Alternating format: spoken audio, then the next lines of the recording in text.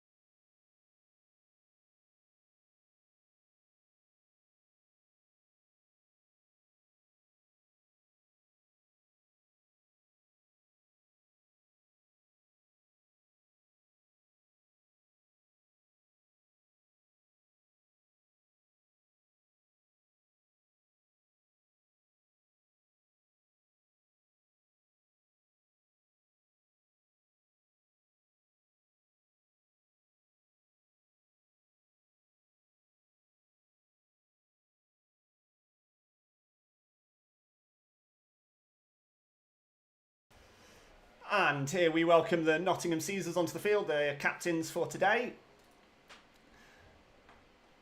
Shortly followed by the rest of the team. You'll notice the Caesars today wearing their new burgundy jersey. All of their sponsors proudly in pride of place.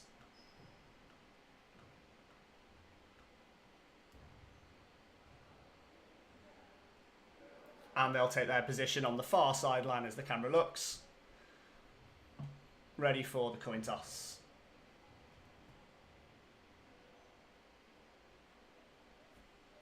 So Lloyd, we were talking pre-broadcast about the division.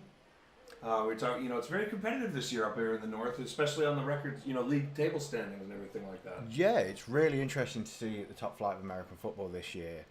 Oh, that's a fun scoreline that we've got there, Sean. Oh yeah, sorry, I got to change that. Yeah, it's not a return of EKP today. We've got Manchester coming downtown. No, it's really fun to see at the top level of British football that we have so many games coming close. We've seen 7-9. We've seen some really tight games. We've seen a 0-66 in there as well. But generally, we're seeing some competitive games between people, and really nicely, nobody is going to go winless in this division this year, and nobody's going to go without a loss. Not in the Prem North, no. So Caesars currently, they won't like me pointing this out, currently sit bottom. Titans second, so 2 and 1 for Caesars, plays 1 and 2. Sorry, 1 and 2 for Caesars, plays 2 and 1 for Titans. Just as Ben Griffiths conducts the coin toss, we see that the Caesars win the toss, and they have elected to receive the football. So we'll have the Manchester Titans kicking from our right to our left as we look at the screen, and the Caesars offense will take the football in the first quarter. Isn't it so nice to have a referee in the booth so that we can accurately tell what's happening on the It's true, we field? can actually tell what people are saying. You've outed me already. Yeah. I also haven't produced a referee's graphic for this one because I didn't get the crew until Ben handed me the crew sheet. So the guy in the middle of the field, Ben Griffiths with the white hat. We've got John Walker, Stuart Kenny, John Cooper, and Ian Rogers. I am just trying to load up the rosters, which is why I haven't shouted out any of the captains. So just bear with me while I load that up, and hopefully I'll get it done before Alex Lenkowski kicks us off. Yeah, and it's great to see Alex out there kicking current GB kicker, been GB kicker for quite a while, hoping to see a lot from him today. Well, unless you're Caesars. You don't want to see anything. You want to see one kick. If you're Caesars, you want to see one kick from him, and that's it. Yeah. Obviously, trying to be impartial here, but... I don't have to be impartial. I run the whole thing. I run the whatever. It's called Caesars TV. It's just Stuart can be impartial. I'm not going to be. Sean can point the camera wherever he likes. I've got to talk about what he shoots the camera at, right? I'm not going to be impartial. Forget you guys. I'm going to be professional. But no, it looks like we will be off soon.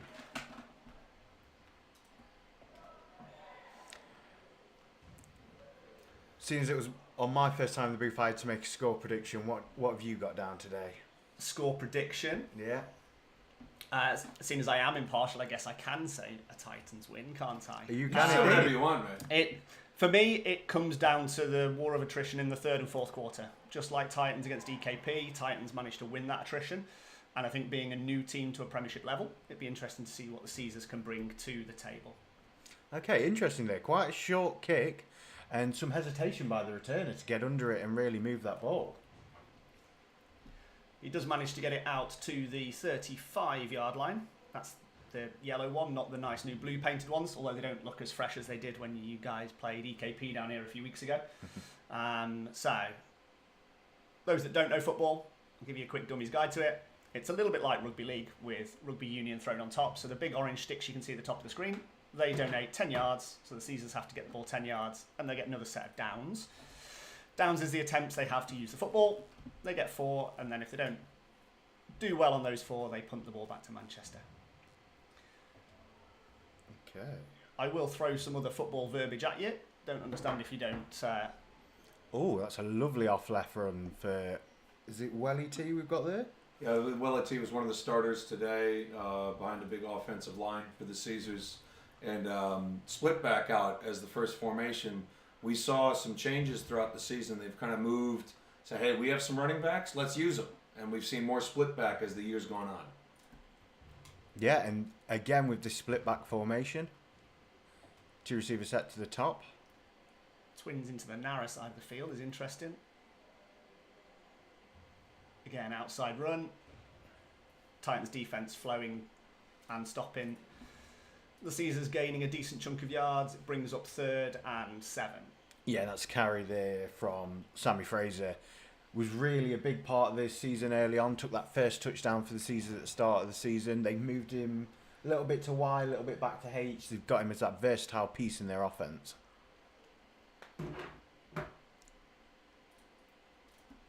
Same formation again, however, Twins now to the wide side of the field, motion.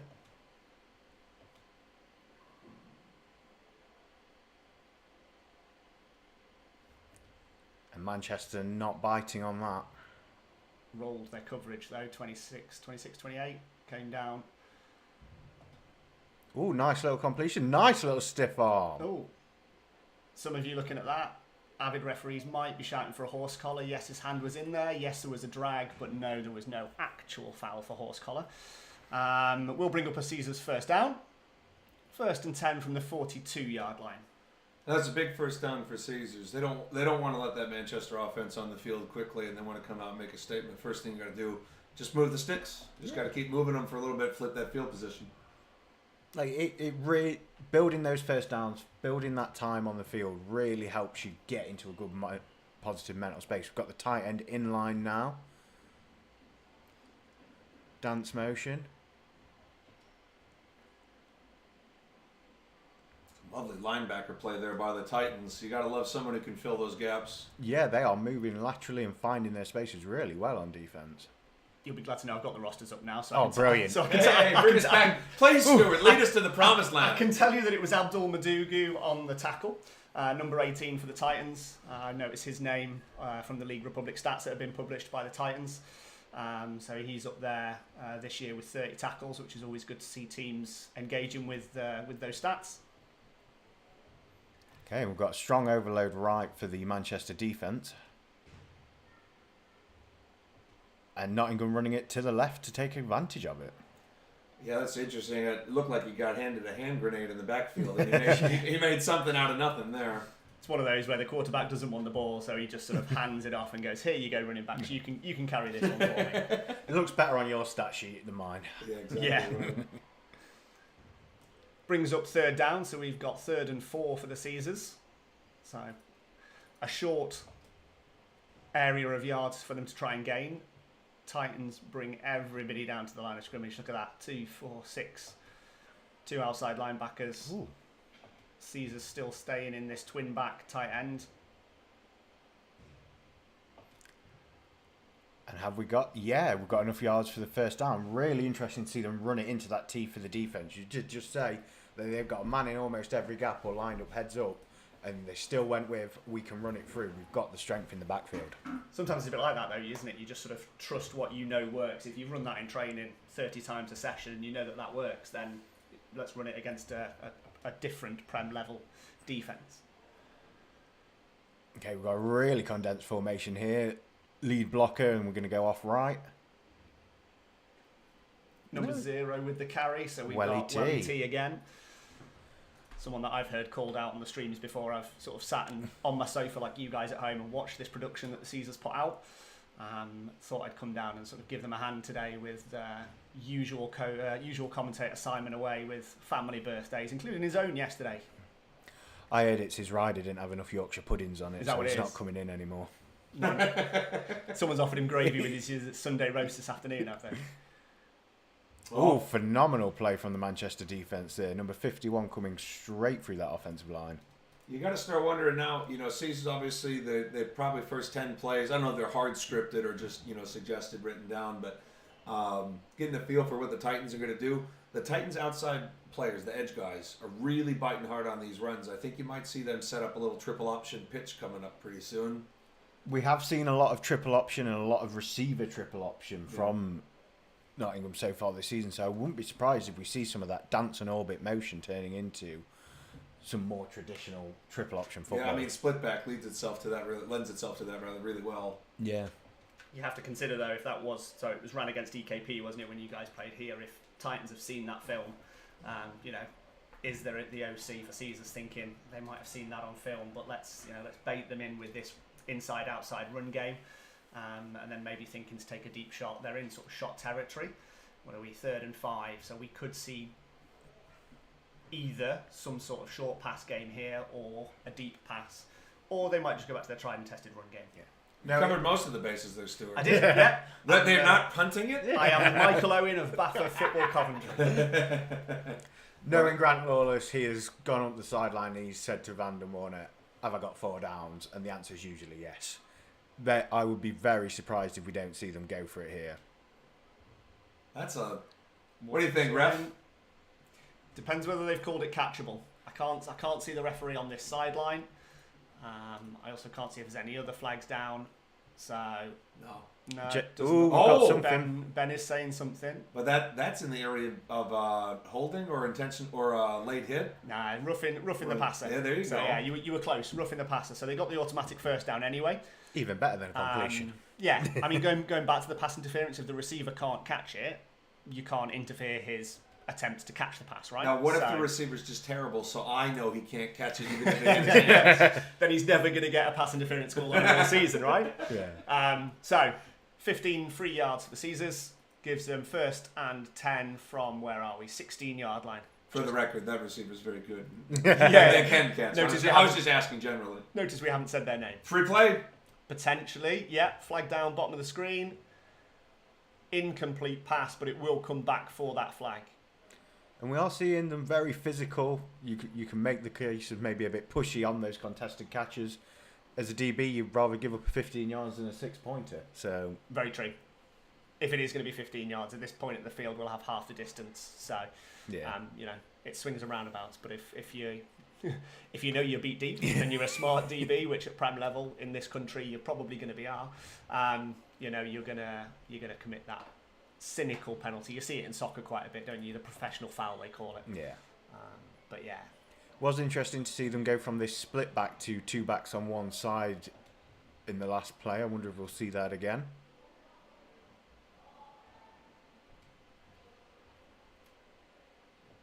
Uh-oh. That's what I said. They're being real aggressive on these edges. They've maybe sussed out what's coming. So Welly T gets the football with an attempted another sort of outside run.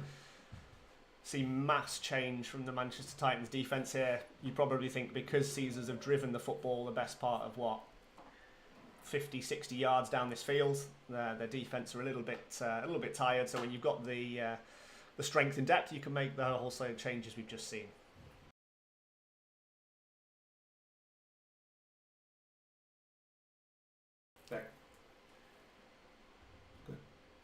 So we have, again, with the split back, but we've got the two receivers in tight. Pass play for Liam down to 81, but we're intercepted by the Titans. Number 13, we have got, all I've got is FJ on the roster. So I hope that makes sense to somebody. Intercepts the football at around the 4-yard line, and the Manchester offence will take over 1st and 10. And it's unfortunate that we've seen that a few too many times from McGovern this year. We have, yeah. So again, looking down the stats on the League Republic website, we do have a couple of stats listed down. He's got 2 touchdowns over 5 interceptions, so that's a rate he's looking to improve as he goes through the season. But again, the more shots you have to take as a losing team, the more likely you are to get picked off, right? So I think those stats could be weighted in that favour with the few games that Caesars have had. So we've got the Titans out on offence. We've got inside run, and that's picked up a couple of yards. When we can see the number on the jersey, we've got number 34, so that's their tried and tested Hafiz Baziriu. He's actually a name I've recognised again from the stats. He's one of the league leaders. Yeah, and he did really well not to get eaten up in the backfield there. He had somebody hanging off his shoulder pads and managed to run through for those extra yards, turn a real negative into a positive. 2 yards after contact is something that I know running backs and receivers look for, is yards after contact. We see another run play, gaining another 4 or 5 yards. It's quite interesting to see how wide these formations are compared to Nottingham, who've really gone into let's get everybody in the box, let's really work that. Here we've got very wide formations. You can see those receivers are pushing the numbers, pushing out the hashes. I think it comes down to what the Titans want to do. They want to spread your defence out. We certainly saw it against the Newcastle Vikings a few weeks ago, where they put 66 points on them. You sort of spread those out. You take the players out of the box. So we talk about, there's a fumble in the backfield. Quarterback manages to dive on it. Charlie Martin in the backfield there just about keeps it out of his own end zone. It'll be 4th and long from the 2-yard line, so a couple of yards outside his own end zone there, Lloyd, where he's put his punt team under a little bit of pressure here. I thought we were going to get the dance. I thought that was safety territory. The punt team now coming on, and the punter ankles on his end zone.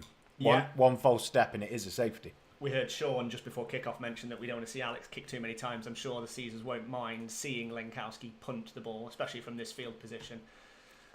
The ball travels down the field, just off to our left here. It's an amazing punt. We can probably see why he's one of the GB kickers. Manages to get the ball out at around the 20-yard line. We'll see where the referees spot it.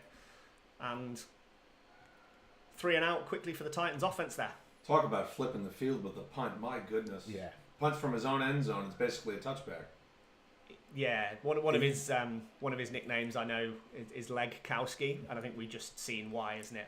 He's one of the best in the game for a reason, and that having that on your team can really change what you can do. You've gone from being so close to scoring 2 points and having the offense back, your defense back on defending, to now you're in a very good field position, and Nottingham are going to come out and do it all over again. Effectively an 80-yard punt if you do the maths on a 45-yard field, which is phenomenal at this level. Anyway, Caesars back out, 1st and 10 from the 20. Inside run for Welly T again, I think. Titans defence swarming to the football. 2 or 3 people on the tackle there. And it's a gain of 3 yards. Interesting shift there from very tight to out. It almost looked like it was supposed to be a motion and maybe one of the tight ends forgot which way he was going. But we'll see. We'll see if Nottingham want to do more shifts than they have done motions. And as the referee, do you want to explain to us the difference after this play? Yeah, can do. It also shows you things on defence as well. So as we go along, we'll try and unpick that for you. We've got the split back twins formation again. Motion across the formation. So again, you can see 25 passing it off to 8. So Titans roll in their coverage. dump off pass to the running back. Nice tackle there by number 0. Jos Balella coming down and making the tackle on the running back. Loss of a couple of yards. Thank you, referee, making me right. I like it. Loss of a couple of yards, and it'll be 3rd and 10. It's always that commentator's curse, isn't it, where you say what down and distance it is, and then all of a sudden the ball moves or something like that. You say something and it's wrong. But no, the referee there making me right, which is good. Buzz that one down to the field, did Yeah. you? What, straight up WhatsApp, like, actually, I want it on the 20. No comms down to the officials today. And here we've got that motion to what Caesars like to call go-go. Inside knowledge. 2 running backs on the same side. Double count. We've got blown whistles, so we've got something we'll hear from our referee Ben Griffiths. We won't hear from him because he isn't mic'd up, but we'll see what he does. Delay of game, so you get a play clock, usually 25 or 40 seconds. Normally it's 40 seconds for you to get your play in from the end of the last play to the beginning of the first, and it's a penalty if you exceed that. So took the Caesars way too long there to get the play off. You saw the motion, you saw 1 snap count, you saw a 2nd snap count start to happen, and the back judge that's just off camera to our right will have thrown a flag that we won't have seen, but that's why the whistles happened dead there. So they'll set up again. They'll motion the wide out this time rather than the slot receiver. Settles in at the slot there. Pass for Liam this time. Nice grab. Very close, but it's looking like it's a Caesars first down. And it had to fight for those extra couple of yards, that extra couple of inches just to get that first down. But really well done. Was that Ben Harrison, or did I get the number wrong? No, good. It is Ben Harrison. We saw him make a couple of plays like that in the Div 1 final last year, didn't we? Where he just sort of went up and plucked the ball out of the air. It's one of Liam's targets over there at wide out. Picked up enough yards for a first down, 1st and 10 from the 31-yard line. Inside run play, we saw the orbit motion. You called it something different earlier, didn't you, Lloydie? But I'm used to it being an orbit motion. Inside run by... Was that Chris Baby? I've got... Well, to be fair, the numbers are a little... I have put my glasses on now, which will always help. But yeah, it's 25, isn't it? Not 26. You are right, Chris Baby. Picking up 3 yards. Again, the Titans' defence inside that box, just doing what you expect a Prem level defence to do, is swarm into the football. First man makes the contact. 2, 3, and 4 getting in there and making sure there's yards after catch or contact. 81 in that motion again. Here's that triple option that we were talking about, guys. The inside run. Liam pitching it to Welly T. I got bad news for you folks. Triple option doesn't work if the corners are in the flats and zone. Yeah, it's more of a man beater. It's really, numbers don't work out if they stay in the flats. Yeah, as soon as you get some sort of zone coverage and the players are marking space and not players, then it's really hard to run misdirection when the players, don't really have a direction to focus on. But they're not biting. There's nowhere to bite. No. Unfortunately, you can't point at the defence and say, please go into man for me. Yes, you could. That'd be great. 5 yards to gain. Looking at the sticks at the top. Just another dump off pass to Ben Harrison, it looks like again. Oh, make so much work to get those extra yards in. And I think he's got another first down. He has indeed. Weaving through like a flag player. You think they picked that up in the Copenhagen Bowl? Or? Yeah. Or maybe on one of the trials. I don't think is Ben at uni. There are uni Ben teams. was at NTU. He was at NTU, wasn't he? Yes. I don't know if he's graduated last year. He might have just graduated. Do you need the trial when you played for Team GB like 3 weeks ago? There is that as well, isn't there? You'd think that the talent ID guys are spotting that. That's always a fumble on the play. All sorts of backwards and forwards, hot potato. We'll see which way the referees point this football. Ben's given first down, Manchester Titans. There you go. So we've had 2 nice offensive drives finish with unfortunate turnovers for Nottingham. Yeah, at this level, you've got to look after the football, right? Yeah. When you're in Division 1 or Division 2 teams and you turn the ball over, it might not be the end of the day. But if you're going to start turning the ball over twice or more at Prem level, you're going to start bringing undue pressure on yourself. So we'll see. To be fair, we'll see if the Caesars defence can shut down the Titans again. We got to change at quarterback here. Is this still 16? It is. Yeah, it is. I just couldn't quite see from the angle that I was at, but Still Charlie Martin at quarterback. Fairly balanced formation. Caesars again, fairly balanced. A couple of movements. Pass play looking towards the bottom of the screen. Pass complete to number 10. Just how they drew it up. A very simple drop back, find your receiver, deliver the strike. It is, yeah. Sam Penfold, the receiver there. It's something that I was speaking to a few of the Caesars guys about, is keeping a roof on this defence. And it looks like one of the very first pass plays, that roof has been fairly quickly blown off. So they'll be looking to shake it off. Football's a long game. It's one play. There's probably another 80 or 90 to come. They'll be looking to shake it off, but at the moment it makes it 6-0 to Manchester.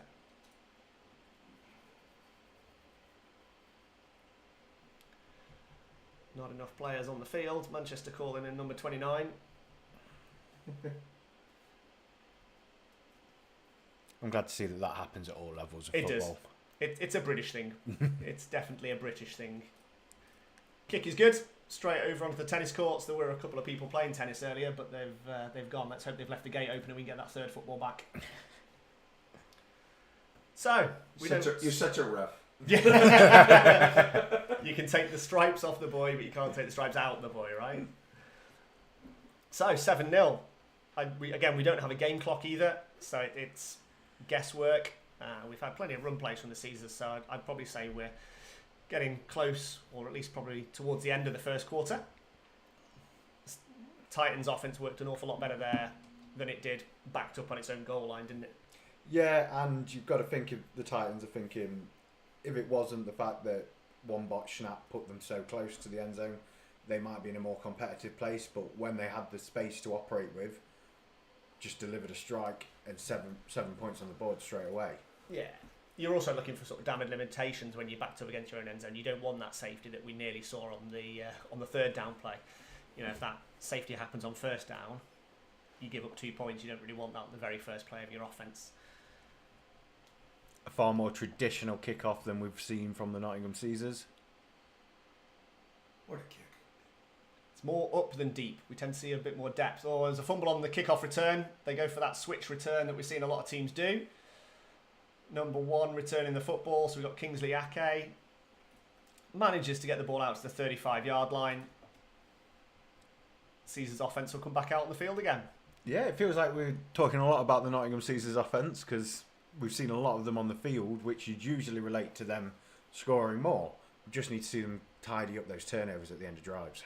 Yeah, and we saw the long drive from them in the first series. They won't mind doing that because it keeps this explosive Titans offence off the field, but they will want to convert, as you talk about. So even if it's just into 3 points, it's points on the board and they don't get that goose egg that's currently next to their logo at the bottom of the screen. We're seeing the split back. No, we're not. There's the commentator's curse I spoke about earlier. We're seeing that 2 back next to Liam in the backfield. Tight end still to the same side. Orbit motion again. Really low snap. Nearly. Well, to be fair, he never really had control. So he had his knee down, but he was able to get back up with it. Maybe a loss of a yard there, looking at the sticks at the top of the screen. So it'll be second and long. See what formation we get this time. So the Caesars mixing it up. It means that they can get different looks from the defence. You see them sort of switching the safeties / linebackers. We've gone back to this split with 2 receivers at the top of the screen. Motion again. So Caesars using this motion. Manchester haven't really changed much. Pass from Liam, looking over the middle to number 81. Nice catch in contact there. Yeah, good work there by Josh Howe. Good to see him back on the field looking as sharp as he did before the injury last year. Is he the one that you mentioned about an Achilles injury in sort of game 1? Yeah, so he's played a lot since then, so it's been really impressive. Good. So they brought up a first down, but you also see the referee hold the football up, which means that is the end of the first quarter. So I did say that with the running game, it probably would chew up a lot of clock. So what you'll see is, just like traditional football, we'll switch sides, and then Caesars will be going from our right to our left, Titans opposite. And as if he had never left, Lloyd, this is the honorary Simon Stockwell quarter Absolute change dream. where the referees had to move 2 yards and the O-line don't have to trek all the way across the field. We don't plan this, I promise. We don't plan this. It is welcome. We do really enjoy it when it happens as referees. You know, a lot of us are ex-players, ex-coaches. You know, we don't like to move an awful lot, let's face it. We may not be in peak health, let's put it that way. So when we only have to move the ball about 8 yards, which is what the referees have done there, we like that and we appreciate that. And it was at the end of on a first down. So and the the sticks first are down as easier to well. move. The only issue is it's not on a solid line. That's one thing that referees tend to like to look for. But Ooh. that's a heck of a play by number 94 there on the defense. He's somebody that actually I've been told how to pronounce his name properly because apparently everybody gets it wrong. Apparently it's Cade McCann, not KD as people pronounce it. Apparently, so Cade, another one of the GB stalwarts, been playing there for quite a little bit of time and really showing that top level performance there. it was just a get off, isn't it? You see the D line with ball on a stick, and they pull it away, and the D line work on their get off. You know, Sean being a coach on the other side of the table, he'll be proud of it. He just sort of shot that gap, got into the backfield, and shut the run down for a 3-yard loss. Nothing changes a game quicker than an edge defender who can run. Round the edge. Just in general. Oh, we've got some flags on the field already, so we'll see what happens with this play. We do have laundry, you're right. What do you think? Pre-snap. What do you think, 5 men in the backfield? Yeah, maybe? probably. And it's a formation penalty, so it's either going to be on the offense. It could be, you know, they'd blow it dead if it was offside on the defense. Unless it was neutral zone infraction, in which case they won't. They'll let it roll, so they'll give them 5 yards. Very nice. Now, is that a point of emphasis this year, or there's been some changes on the defense offsides, movements towards the line of scrimmage? If you want to talk through that when we have a gap here. Yeah, it's more that latter one, the defensive movements. So we talk a lot about stems or stunts or stuff like that and motions. But yeah, we'll come back onto it. It's more the stunts that they're focusing on. So again, we've got this split back, 2 receiver spread, motion. I might just copy and paste this across every single play. Corner back to the bottom screen, bailing off a little bit, baiting coverage, trying to get Liam to throw his way maybe. He'll go the other side of the field. Just overthrown. I think there was some good pass defense by the cornerback that side, just pushing the receiver and holding the receiver up in his route there. So. Yeah, Although it looks like Liam overthrew it, it may well just be that the receiver didn't quite get there in time. Yeah, and another thing that we saw is the referee with his hand up in the air again. Liam taking that play clock right down to the edges of when he is going to risk that penalty. You would want to see. You don't know where the clock is, so there might be a bit of we're trying to work with clock, but generally you want to see that pass coming out before that point because Liam's still going through his cadence and everything else. Yeah, I mean, we've seen one penalty. I think he'll have learned from it. But we'll see as the game goes on. Another pass play. Up to the top of our screen, number 14 catches the ball. It's a good tackle by the DB again, the one that we were just talking about. It's right on the line of scrimmage. And the chains are moving. Chains are moving, which is always promising for the Caesars' point of view. Celesi Sosu with the catch. Brings up first down for the Nottingham Caesars. Really interesting to see 7-man protection there as well. Really giving Liam all the time he needs to find his man downfield and deliver that strike. Good spot. It's probably something that they've schemed for. You know, they might see this pressure. We've spoken about the D-line penetrating the gaps already and bringing the pressure on Liam. So it might be something they've schemed for to bring both of these backs into full pass pro for those pass plays. Does the box say 4 there, or are my eyes deceiving me? It's definitely first down. Yeah, it's first down. That's a mistake by. Oh, it's back onto 1 now though. There we go. Fixed it. Just in time for it to be wrong. Yeah. Just flip it over again, it's fine. So 2nd and 8, couple of yards from the inside run play. My goodness, I mean, the Caesars probably have 120, 130 yards here and only a quarter and some change and no points to show for it. And I think that's what's going to be sort of hurting the OC and certainly Vanden, a head coach as well, is the fact that they're just not putting points on the board. They're not finishing those drives off. We spoke about it. And I'm probably writing their halftime team talk for them. But they've just got to convert, especially at this level as well. Another pass complete. Ben Harrison has come down to the bottom side of our screens now. Still very, Still dancing very on the noticeable. Manchester Titans player going down just at the top of the numbers there. Yeah, and I remember from playing, a coach always saying you want to end your drives on offence with a kick. Ideally, you want a point after, you'll settle for a PAT, and at worst, you get a punt. But unfortunately, we've not been seeing that from Nottingham on this first series. Let's see if they can correct it here. Yeah, you want to kick rather than a turnover, don't you? You never want to give the ball cheaply back to the other team. So we'll have a bit of an injury timeout with panned away, out of respect as we usually do. I'll say we, part of the team now, aren't I? So yeah, we as we do, we never like to see sort of what the player is injured or any sort of treatment that's going on. So Well, while we have that time, why don't you talk about the point of emphasis? I was literally going to mention defense, that. So it's more to do with the defensive lineman. So if they do a normal football movement, I know that's quite generic and quite vague. If you're a D lineman, you'll probably know what I mean. So if you've got 3 points on the floor, if you're just going to shift a gap and you're going to sort of cross the face or you're going to move a gap, that's what we're looking for. So lateral movement. As long as it's not jerky and it's not quick and it's not going to draw the offense into movement, then that's perfectly legal. It's when you start to sort of stand up or you start to stomp or you start to sort of lean or aggressively jerk, a non-footballing movement, that's going to be what you're probably going to be flagged for. It may well be that the officials just talk to you and say, look, that's now not legal, don't do it again. Or it might be that they just whip the flag out straight away at you. Yeah, because you can get some nice stuff where you get a full line shift where everyone moves over a gap or two, and that can really, especially late in a cadence, can really upset an offense. 3 in the backfield, 2 leading. I still don't think he's got enough for a first down, though. No. It's just after that yellow line that he's looking to gain. Well, he teed the ball carrier again, so giving it to your big back, aren't you, with the experience there, with a lot of blockers up front, shall we say. But yeah, definitely not gained enough for a first down. It's just where we spot this football. We've also got a penalty by the looks of it.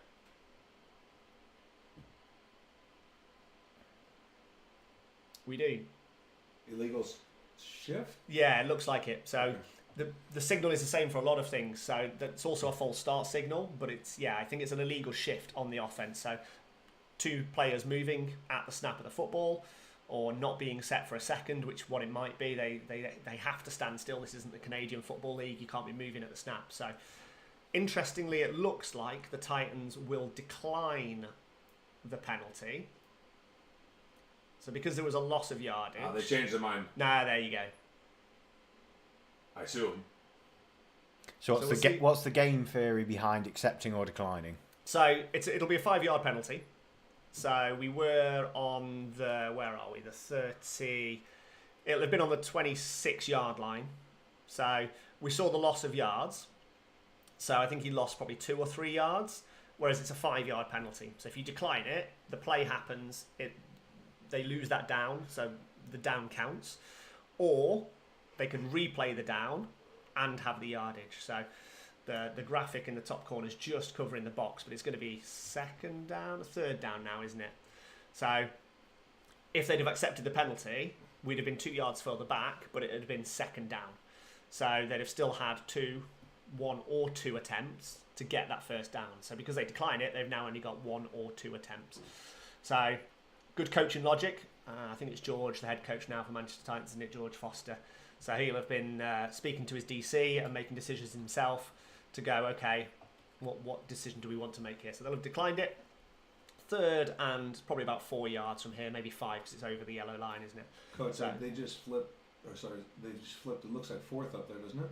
Yeah, so it's probably part of the confusion now, isn't it, with the box? So yeah, decline the penalty. That was 3rd. This is now 4th. Here we go. Another big play for the Caesars. It's still early on in the game, but got a pass play. A lot of argy-bargy at the bottom of the screen. I'm erring on legal. I know you avid Caesars fans and probably the 2 people to the side of the box, side of me in the box here are probably looking at it, but I think it's just argy-bargy. I think he was hoping for a holding penalty there. I think so. Yeah, I think that's what I don't I'm think it was looking for. interference. I think it was before the ball was thrown. I think he assumed it was a hold. I had one of these when I was officiating. Where was it? It was at Chester a few weeks ago with Sheffield. And with hands like that, unless you've got eyes on, it's a 5-person crew. So the referee at the bottom of the screen is trying to look through both of the receivers. So it might just be that he hasn't seen whatever's gone on there. But yeah. I think it's a good no call. Let the boys play. It's exactly the same we want to hear, isn't it? Titans back out on offense, their traditional spread, play action, Nice little screen. play down to number 11. Well, that safety play though. Who's that in at safety right now? The one on the right of the screen. 21? 21. 21, that'll be the guy that one of the Titans people were pointing out that he's a transfer from the Titans. So Sam Pearson. That was a great play. He's come across from the Titans. He's one of 2 players that are playing against old opposition today. Alex Cooper being the other one. The receiver, I did have it. Connor Greenolsh. I didn't have it down pronounced as that when I was doing the stats for him on Off League Republic. Oh, that's some great ball carrier vision there. Is that Hafiz again? It is number 34. So you can see why Manchester lean on him. He was just evasive, elusive, slippery, all the adjectives I can throw at you. And Lloyd, you talked about this earlier in the game as well. That's another long drive by Caesars that ends in a turnover of some kind. I mean, one's an interception, one's a fumble, and now a turnover on downs. Yeah, if you're going to keep getting into these competitive areas, you want to come away with something, not just in terms of building on the score sheet, but building momentum, building encouragement, because you know at this point your offense is thinking, oh God, we can't get out, we can't get those scores. Your defense is complaining that you're not more competitive. And Prem outfit, they should be encouraging each other, but people get in their own head sometimes and people want to get more out of it. Sometimes you just overthink the game, right? Yeah. Sometimes you just get into that position, you think, okay, we've got one more down, we can risk it. I get it. You're sort of in that grey area between the 35 and the 15 where you think, okay, I can't really punt the ball. My kicker might not make this kick. I've only really got the chance to go for it. So, you know, I can kind of back that call by the OC there to sort of get the turnover on downs. The other 2 you can't legislate for, the interception and the fumble.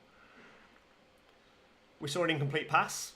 And we've got laundry. We've got another run by Hafiz, but as Lloyd points out at the top of the screen, we do have a flag.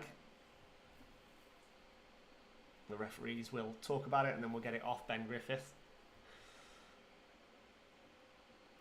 It's interesting to see, isn't it, where they just lean. Manchester have this. It's not quite. We don't know whether it's option or not. We don't know whether it's read play. We don't know whether it's called. So they've just got this offense that kind of makes the defense wrong, haven't they? So we've got holding on the offense. That'll back them up 10 yards. I'm glad we have a full crew here today, reffing wise. As I'm sure you're very aware, Stuart, there are a ton of games throughout the UK today. There are. This is in every region, in every division. There are multiple games going on. This is one of 3 weekends in the next sort of 2 months where we are sort of crying out for officials to make themselves available. Obviously, it's not everything they can do, and there is a bit of a shortage for officials within the country anyway. So we're always on the lookout. We've got social medias, we've got websites you can go onto. The easiest way to get involved if you want to officiate American football is just to Google Join BAFRA, BAFRA. That'll take you straight to the page on the website where you can get on board, you can sign up, and one of our recruitment team will reach out to you via phone, via email, and set up a quick phone call. And then it's really easy from that. It's just 6 online Zoom calls where you learn the basics, pretty much. And then you are deemed appropriate to go out on the field. Oh, Sean, beautiful. Thank you very much. It's not going to be there long. No. I'll put that back up in a moment. Yeah, no. So you're then deemed appropriate to get out on the field. You're mentored. You can get game film and stuff like that. But we'll cover that when Sean puts the graphic back up. Yeah. Any of the BAFA training cover the linebacker backpedaling to you at incredible pace there? No, that's just the wherewithal. So the other way you can get involved is sort of scan that QR code, get your phones out, sort of pause your YouTube channel, scan that QR code. It'll take you straight through to the Join BAFA website page, and you just fill out the form, nice and quick, and you can get on our training program there. The next one, I believe, is in August, so you'll have a few weeks to wait till you're actually on the Zoom calls, but Emma and her recruitment team will do a fantastic job of speaking and keeping you engaged there. They're pretty quick. I'm looking to do one this autumn after the U19 season's wrapped up, and they're assign mentors to you real fast and get you in touch. As we return to this game, right past midfield. Yeah. Yeah, there was a bit of a back and forth on where that ball was being placed. We filled well there, didn't we? Yeah. 88, the receiver on the catch. So we've got Manny Eze. He has managed to bring up enough yards for a Titans first down. Oh no, we've got two stakes, haven't we? It's because I've not done my 2 stakes mechanics. I've not done my I was too busy talking about refereeing. I didn't do my mechanics. So we talk about 2 stakes. The big orange sticks at the top of the screen. They are what we call stakes, just like what you'd hit into the ground, right? So not enough for a first down. There'll be a few referees watching this back going, Stuart, you're a bit bonkers. And I had another incident at Chester where we had this exact thing. But we've got the punt off. There's a little bump in the backfield, but I wouldn't call that roughing or running into. It's just a bump. Fielded by 13. And that wasn't touched by anyone, so it's just a dead ball. 12-yard line, and we'll see that Caesars offence come out. Hopefully this time looking to put some points on the board. Yeah, we've seen that they can move the ball effectively. I don't think anyone on the Caesars sideline is thinking, oh, we're going to go 3 and out. But it's what more can we build on that? And I think we haven't got a game clock, so we can't tell how close it is to the half. But building a bit of momentum going into the half can be a really effective thing for getting your mentality right to come back out. Yeah, I mean, you look at the game of football as chunks, right? The first thing Caesars want to do here is get a first down. It's not an unexpected turnover. They probably won't go for a shot. They'll just want a first down. Then they'll be looking for the halfway line, then into the red zone. But it doesn't look like they're going to get anywhere near the first down at the moment. Will they even get a yard? No, I think Chris Baby's had to work really hard there to get back to the line of scrimmage. Well, one of the things you see when you get to this upper level, and then once you get into the flow as well, is D linemen in the Prem, they're much better at following, pulling guards, pulling halfbacks, reading that play early on. Sometimes you can either leave someone unblocked or on the backside you can read them. That's a lot harder when you get a good defensive line. And you've seen the Caesars do that as well today. I mean, it's apart from one big play, they've shut out the Titans so far. It's all about blocking scheme, isn't it? As soon as one person misses their assignment, it's a game of 1/11. So as soon as one person misses their assignment and blows it, you tend to be in trouble because that other person is now unblocked and can wreak havoc. Even on there, we had a little insert run, and it's just the gap's just half a body narrower than you're used to. Mm-hmm. It really affects how much you can run. Yeah, we're seeing a lot of this 2 back into lead instead of where we'd previously see 2 back into that option sort of play. We are seeing them get bigger backs down the line of scrimmage, trying to make those gaps a little bit bigger. That's unabated. Yeah. No, it's going to be, yeah. You've seen it quickly blown dead because the defensive player is running straight at the quarterback. As Sean said, unabated is the word. So yeah, it's a great rule for player safety there, and we've said in this stream, let the boys play, but where it comes to player safety, we really want to be calling it dead, making sure that everyone can wake up tomorrow for work. That's it. At the end of the day, everybody has a job to go back to tomorrow. Nobody wants to be, not able to at least go home at the end of the day. They want to be having some fun, probably in beer, Keller, one of your sponsors, later on, right? Check from Liam at the line of scrimmage, a couple of set huts, and we see him turn around for a timeout. So there's obviously something he doesn't like. It is 3rd and short. Was he trying a hard count? As a defensive coach, I'd always tell my players to play with earmuffs on. So stay quiet, making sure that they don't jump over that line, and giving them another 5 yards for the defense there. If I can just give us a little bit of a tease of what's coming up here for the, I believe, first time ever, we have the Nottingham Arrows cheer joining us for halftime. We're getting a performance from the local cheer squad. One thing we want to highlight is that they are always recruiting, much like you're used to us recruiting for American football. They're looking for new people as well. You want to message them, Nottingham Arrows, look at their logo. You can see that cheer. That's the Instagram account you're probably looking for. They train on Tuesdays, and it's only £5 per session. They also, some of their people know some of our folks in terms of, their coaches and things like that. So it's a natural way to enhance this game day experience, but also give them a chance to perform on the field. They'll be here at halftime. We'll be streaming it. And yeah, if you're interested in cheer, make sure you get in touch there as we return to our action on the field. Yeah, it's good to help other local sports out where we can. Also makes a change from your generic holding screen over the 20-minute halftime, doesn't it? You can orbit motion. Refresh your glasses and come back and watch a cheer display. Yeah, nice reverse there. It was at the Harrison. Yeah, who else? Oh, it's not a reverse, sorry, end around, I should say. But yeah, no, it's a nice little play. A good change of pace. You could came out of the timeout with a nice play design. Brings up that first down that I was talking about. So that's what the first hurdle that the Caesars will be looking to overcome. I think their next one's going to be the halfway line, especially with, I'd probably say, about 5 or so minutes remaining in the quarter. Although to be fair, Titans passed it quite a bit and they had a quick turnover. So it might be 7 or 8. I'm going to see another inside run. You were talking about that inside run, weren't you? So they're adding an extra gap, and that's what the running back's looking for, to hip hop between that gap there. Lloyd, I think you've felt this one before. You go to the second level and you think, I'm a blocker, I have a running start, I'm going to knock this guy back. And then that linebacker had other plans. Yeah. Did we see a pancake? No, well, it was what just you're a trying to knockback. allude It was to? a really good job by the linebacker to meet it. Just stunted it at the first call. So we're getting, again, another inside carry that's kind of stuffed. We see that immovable object hitting that immovable force as well, and it's like, who's going to give up first? But we're getting there. We've got I'm loving what the guy with the down marker's doing there. Just 1 foot on where the ball was, 1 foot where he thinks it's going. Maybe. It's all right when you can do that, but yeah, we don't want that box moving too prematurely, just in case it's a flag down. But big third down, Lloyd, do you think? 3rd and 5? I think depending on how much clock we've got here, Grant Lawrence might be thinking, take a shot, really go for it here. I can't see where. Oh, there he is on the sideline. They've had good luck with these 10-yard in cuts, so we might see that. No, shows what I know. That's why you're a defensive coach, right, Sean? Yeah.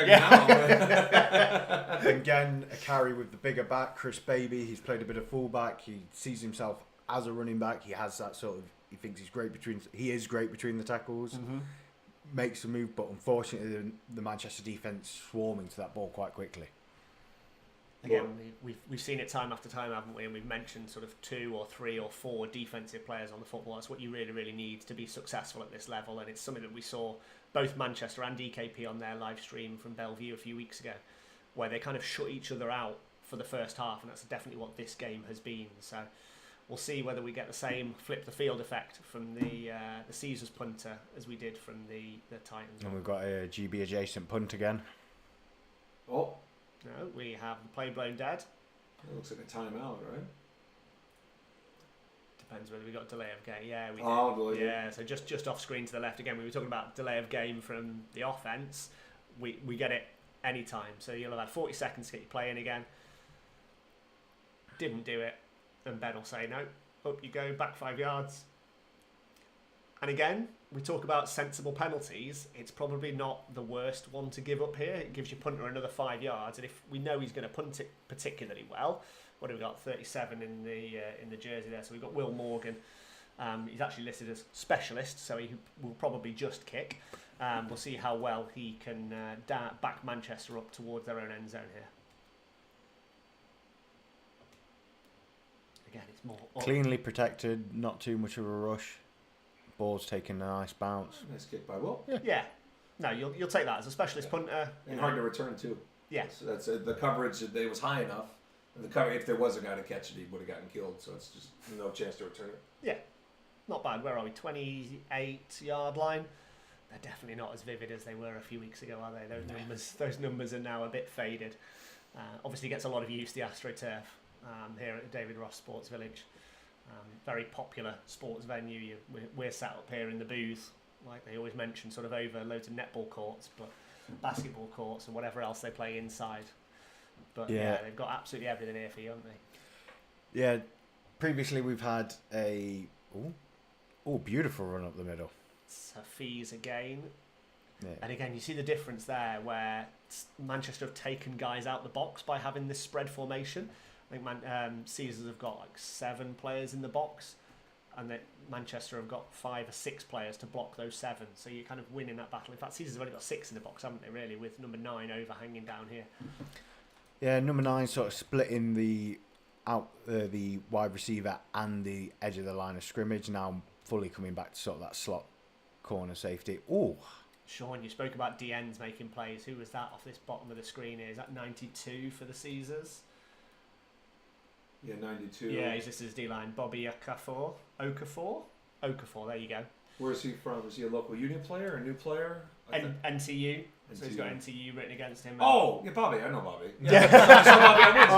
I saw Bobby. I literally talked to him the other day. He's a great player. It's been a bit of a shock, a UON coach wanting an NTU shout-out. But I don't coach for UON. We'll give it. I don't coach anywhere. No, you don't coach anymore? No. That's why you're looking to be an official in the autumn, isn't it? Yeah.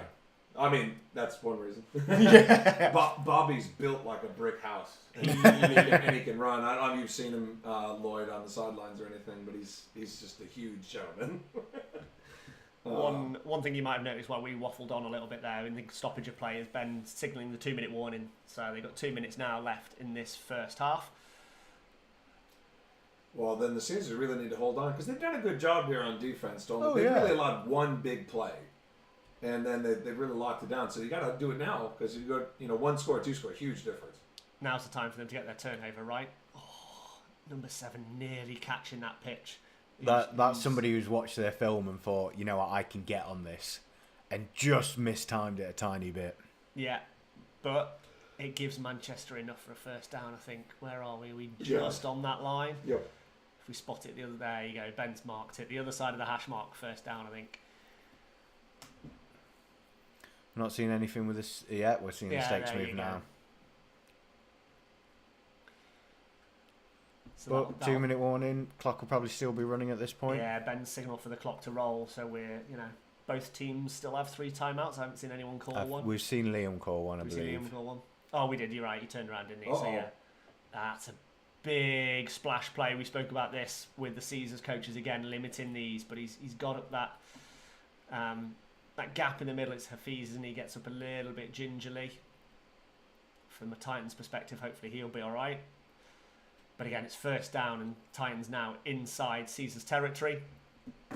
35 yards to go, and probably about a minute and a half to do it in. So Not a massive rush to get the playoff. Happy to let the clock run down a little bit. again, you potentially don't want to call timeouts and stop the clock here because you give Caesars the ball back with plenty of time left on the clock to maybe do something else. So you kind of want to chew it up, but not as quick as you normally would. So pass plays, keeping it inbounds, inside runs, keeping it moving without using those timeouts. Yeah, trips sort of like a smoke screen there with 2 receivers going out to block, somebody coming in to try and take that quicker catch, an extension of your running game almost. Connor Greenelsh again with the catch. Again, one of their leading receivers, 176 yards on the season so far, coming to this one with 2 touchdowns. Charlie feeling the pressure, rolling away, throwing away. Flag. There is a flag down. We'll see what Ben says. It's given holding on the offence. We'll see whether the Caesars want to accept it and back them up. And they can decline it and take third down. Obviously, we spoke about options on penalties earlier on. So I'd take the yards, though. You know that Manchester can kick. You know they can throw it deep. You want to keep them far away. yeah, that's what they're doing. They'll back them up. So they'll back them up 10 yards. I've got to remember it's 2 stakes this time. There's 2 stakes at the top of the screen. Do we need to do the little finger dance? We'll do our signal across the box, shall we, Lloyd? Shall we?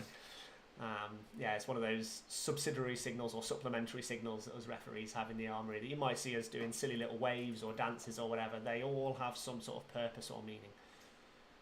Referee here, what's the white hat doing? Is he talking about timing with the quarterback, you think? Yeah, and he's probably letting him know that the clock will go either on the ready or on the snap, just so that Charlie, the quarterback, knows whether it's in his favour or not. Pass play. Oh, we'll see whether that's ruled. It is incomplete, so we do have whistles. The play is dead. Big play from the defensive lineman. I didn't catch who it was coming around the edge. I was watching Charles really good moving in the work. pocket. And what, as a referee, is making you call that an incomplete versus potentially a fumble? What are you looking for?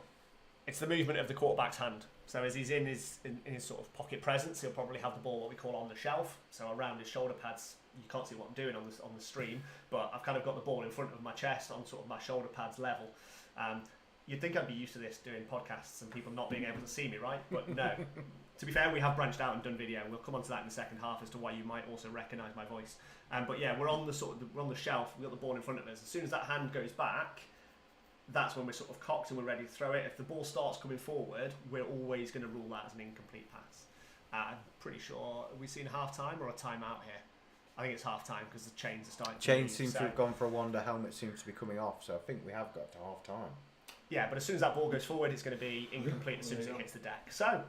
Yeah, so halftime. Why don't you give us a little quick recap, and I'll get set up for the Arrows to get started. A quick recap of the first half. What can we say? We can say that Caesars probably have the upper hand on offense in terms of yardage, in terms of what they've done, what they've put on film. But the all-important thing is that score at the bottom of the screen, isn't it, Lloyd? The fact that they have converted one of their drives for 7 points. I don't think either team will be disappointed. I think both teams will be content with what they've done. Caesars will be slightly disappointed they haven't converted on offense, as we've spoken about, or got any points on the board. But I mentioned about war of attrition, and second half tends to be where games are won. So this is where the coaches earn their metaphorical money. The coaches will get paid, right?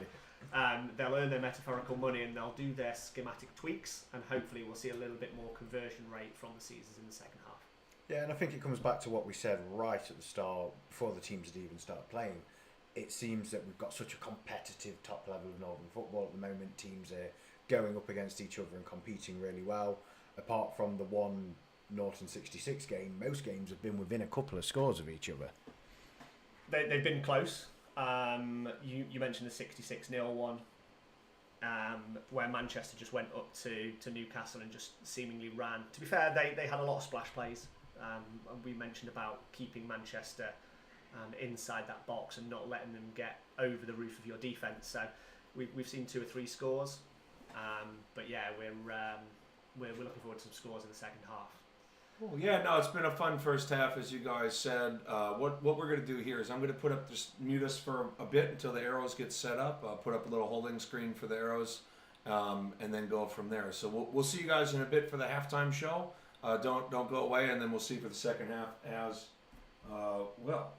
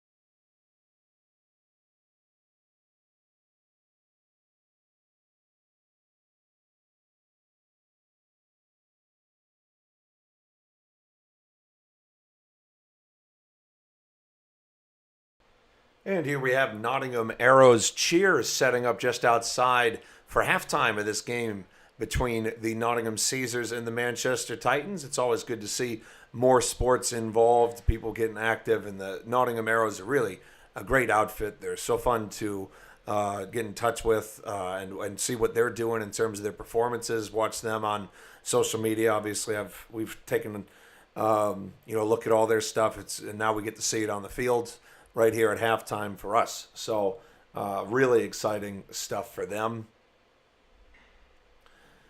I think they're doing their final preparations as a few players get on the field from the local teams that are already involved in this game, the Caesars and the Titans.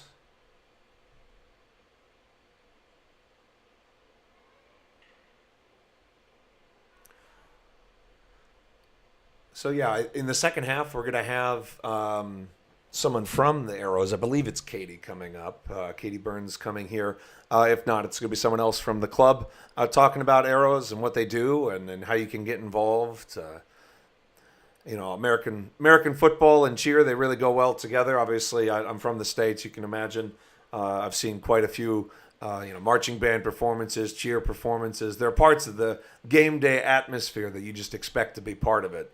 And so it's really quite fun. I will say I think the performance is going to be a bit better in person.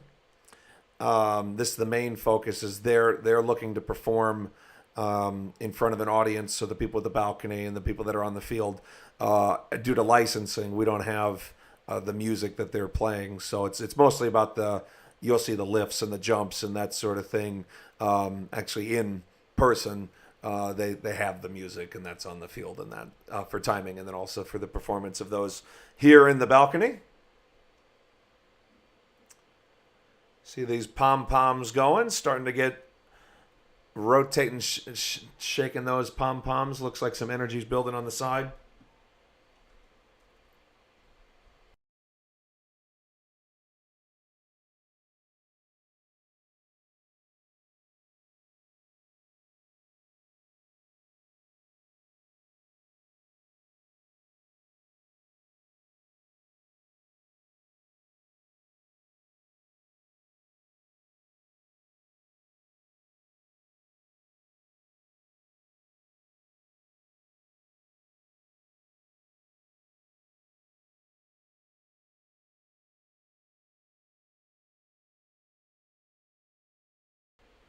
I just had a call from the Nottingham Arrows. They're ready to go, so they'll be coming out onto the field now.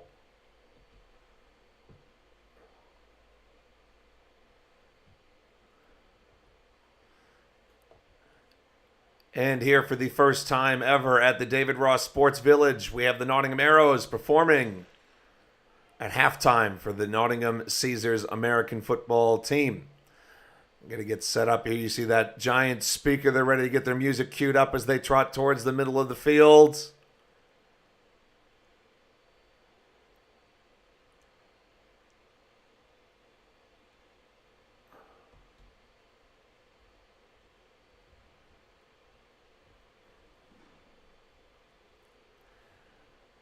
Shout out to Alex Linkowski, who I'm very aware can kick more than 45 yards. He's giving some space for the cheer team.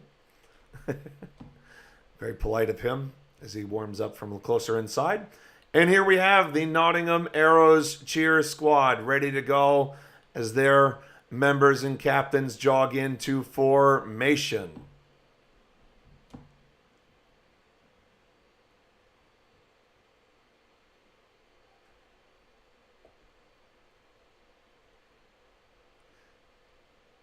Roughly a 3.5-minute performance expected from the Arrows today. So make sure you get your tea and sit down here for their wonderful halftime celebration and performance.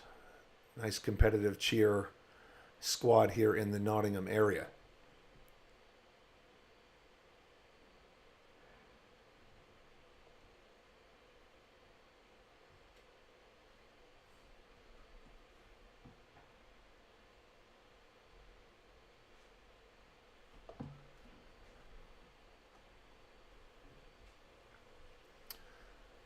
Stuart and I are going to do our best to do some cheer commentary. I admit it's not a sport I'm tremendously versed in terms of the competitive side. But Arrows are getting started. I'm mostly just going to shut up unless they do a giant flip in the air or something that I can talk about. Yeah, we start seeing backflips and cartwheels and twirls and stuff like that. We can use the uneducated verbiage, can't we? But No, they're great. I think it's probably best. I'm just going to mute us unless they get something that we actually can have expertise on.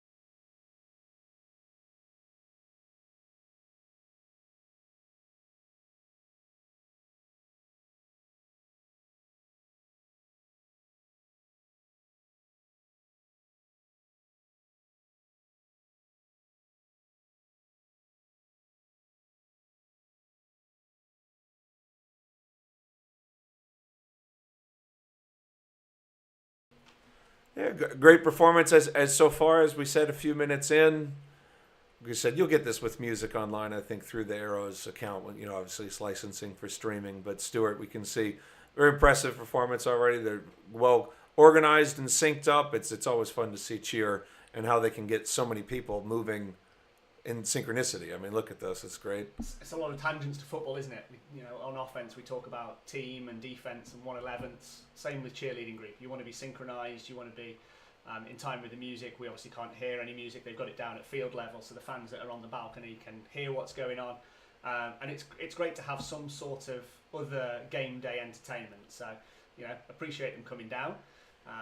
The socials will go back up on when they finished, but you know, we'll just keep enjoying watching what they're doing because they're doing their craft very, very well, just like the Caesars are on the field and their play as well. Also, I mean, by sheer coincidence, their pom poms are the right colors for Caesars.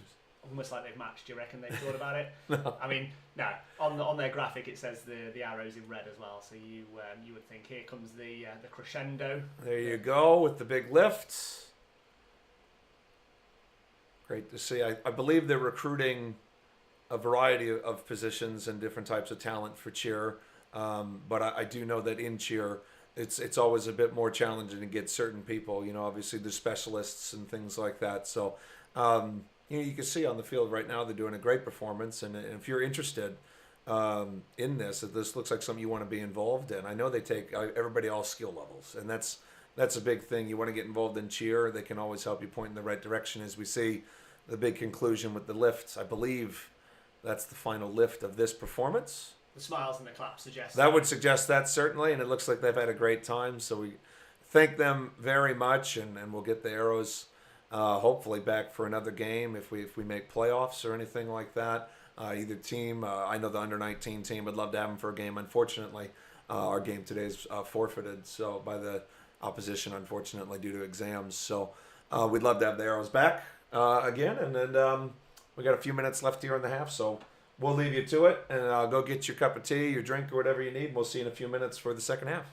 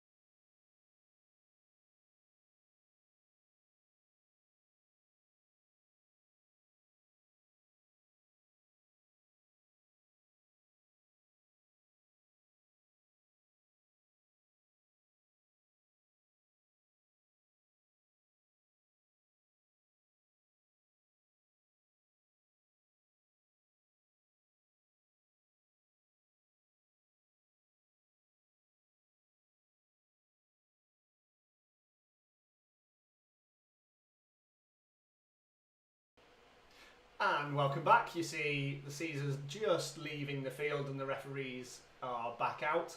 What did we see the original coin toss? We saw the Caesars elect to receive, didn't we? So it is likely that the Manchester Titans will also elect to receive. Stranger things have happened, but they'll just be deciding which way the Caesars want to sort of defend. I know it doesn't quite grammatically make sense in English language, but certainly in football language it does make sense. So we're just getting all the graphics back up on screen as Sean clicks through his repertoire of files and folders on his computer down the far end. It's not EKP, Manchester. We thought we were plugging the game again with the full screen, and then we had EKP back down. Very quick, short trip. But no, we have the score back up again as 7 plays 0 in the Titans' favour. I was on the break flicking through, going, oh, you know what I'll do? I'll check some other scores around the country. And then remembered that we're a 12 o'clock kickoff. It's only 1 o'clock, and most other British teams kick off at 2. You'd have thought I'd have known that, having done lots of previews for most of the season, wouldn't you, Lloyd? Yeah, it is a joy that we can do the earlier kickoff and that we can hopefully get everybody in from around the Brickball community to watch. It does mean that we've got less to fill in the gaps when there's not much happening on stream. So, but I think we spoke about it before we came on camera, on broadcast. There is a potential where the entire Prem North is 2-2 at the end of the, close to that at the end of this. Yeah, so it depends on the other game. So Phoenix, I always start by calling them the Phoenix now because I don't want to fall into the trap of calling them the Tamworth Phoenix anymore. They're obviously the Coventry Phoenix after their move to Butts Park. Depending on their result against Manchester Vikings, we could have every single team on 2-2 in the Prem North by the end of today's play, which, having seen some of the Prem Norths in the previous years, certainly post-COVID, we've always had a couple of teams at the top and a couple of teams at the bottom, haven't we? So, yeah, not calling games early, not saying that this is a final score by any stretch of the imagination, just giving you hypothetical what-ifs and what could happen based on what we've seen so far this year. Yeah, so really good to see that parity at the top level. Nottingham getting ready to kick off. As you said, we would expect Manchester to receive, but we've seen it in the NFL before where teams have got this procedural element wrong and they've ended up having to kick both halves. Yeah, it's one of those slips that you have. You go, oh, okay, I'll receive, and then somebody will go, okay, well, we'll kick. And once you've got we'll kick in your mind, they'll just go kick, we'll kick, even on the opening kickoff. And you then end up kicking twice, and it's not great. Stuart, I believe I've said this to you, literally to you before. I always say to the refs come over and they said, if you win the toss, what do you want to do? And I say, defer, don't let them say kick. Yeah. And the refs always kind of giggle and then say, no, we got you. It's on our check sheet. We'll tend to check with head coaches first because at the end of the day, they're the ones that are in charge of the team, right? So they want to know that their players know what they're doing. So we see that odd kickoff formation, should we call it? I know it's regular now for the Caesars, but for newer viewers, you may not have seen that sort of 5-stack kickoff. The GB adjacent kickoff we've started calling it. Have you? Yeah. Nice. It was one actually. I heard Simon talking about it a few weeks ago, and I messaged him with when you said adjacent. I put the adjacent bit in the middle in capitals because it's obviously adjacent to GB, isn't it? A little play on words. I said that some of you may recognise my voice. You may be used to my dad jokes on a British podcast, but we'll get to that. You can talk about it whenever you want, mate. Bring it up. No, I'll hold on to that shameless plug for a bit.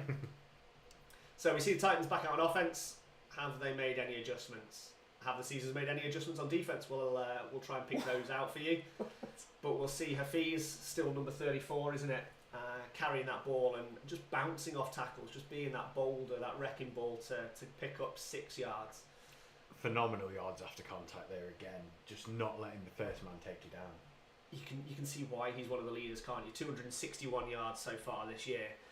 You can probably add on maybe 50, 75 so far from this game, I think. So, a real bell cow and a stable running back in that backfield.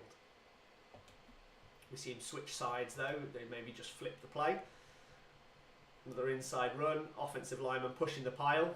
So It's what you love to see, isn't it? As anybody who's coached O-line or played O-line, you love to see them getting behind the running back, pushing for those extra yards because it really does make a difference play after play. makes a difference from them leading the push, the tush push as the NFL call it, don't they? That hasn't been banned. This, surprisingly going into almost. the new year. What's interesting is the tush push was banned for like 5 decades. Yeah. But then they let it go, and then it didn't really gain popularity until the Eagles did it so well. I think that's the thing, though, isn't it? Once you start doing it well, teams will go, "Oh, can we make it illegal again, please?" If you can't stop it, keep running it.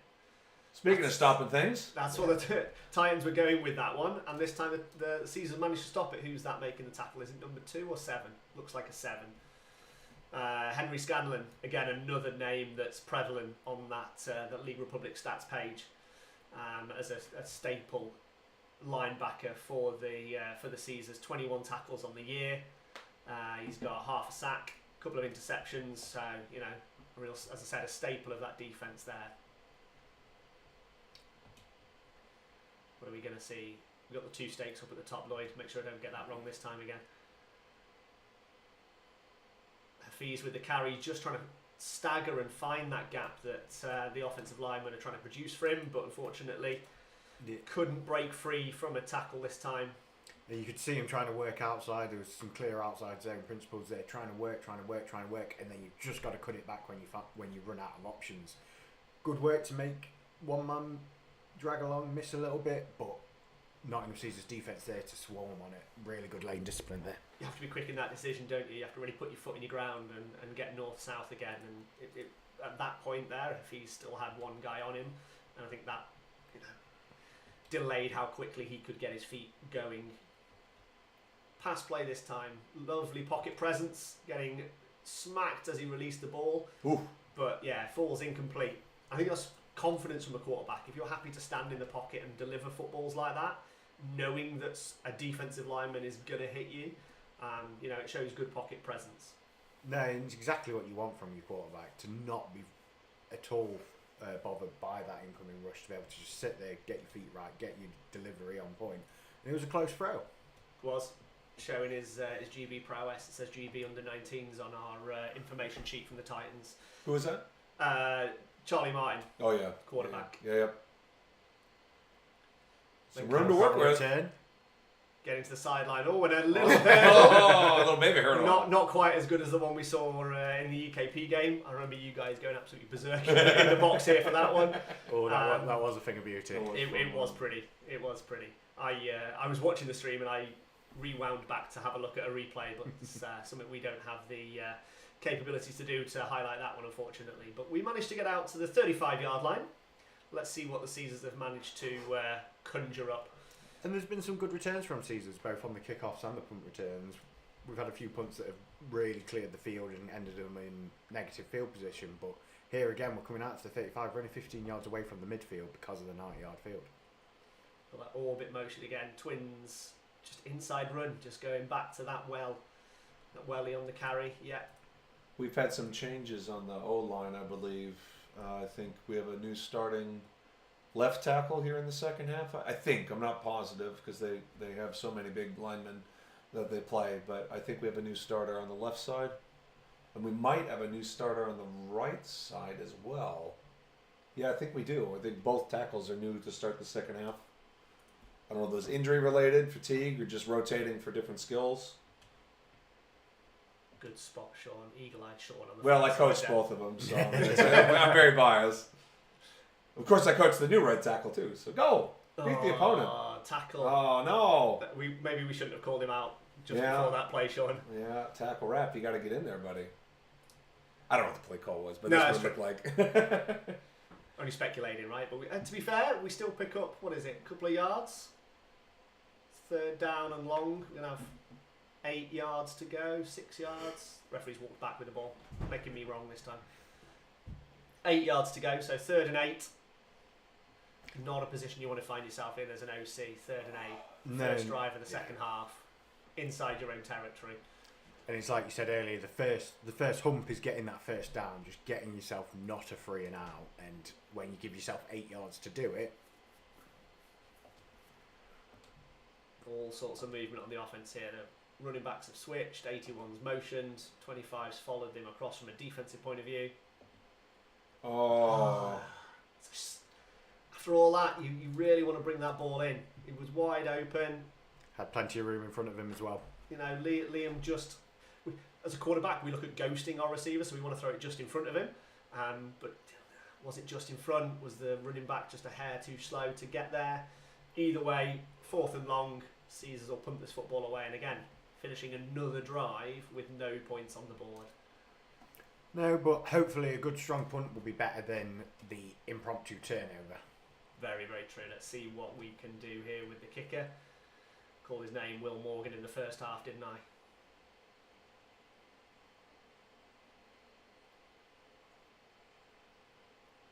Bounce towards the sideline. Again, another good punt. We're seeing 2 good displays from our kickers in the game. We're on the 17-yard line. And we'll see what the Titans can do coming out on offense here. Will's got a cannon when, I don't know if we'll see it today because this is a bit situational, but if he's backed up but has enough room for his full step, so he can make that thing soar. When you're trying to pin it inside the 20, sometimes you don't just kick it as far as possible. Yeah. I mean, there's some aiming, and you saw it roll a certain way, but in practice the other day I was watching him, and he was giving some of our punters some advice, and I couldn't believe how far he was booming some of these. And Lenkowski obviously speaks for himself. You've seen his kicking too. You hear the term hang time, don't you, as a kicker? And if you can hang that ball up for 5 seconds, it gives you your coverage team enough time to get down there. So, Titans going back to that inside run. Hafiz again, number 34, carrying up the middle. Again, just picking up that chunk yardage, that 4 yards, that 5 yards. If you can do that every single play, you just move the sticks. Grind the clock down. You sort of wear the defence down, don't you, Lloyd? And that's when they start to get tired. Granted, at this level, when you've got all the players on the sideline that the Caesars have, that tiredness might not come into it too much.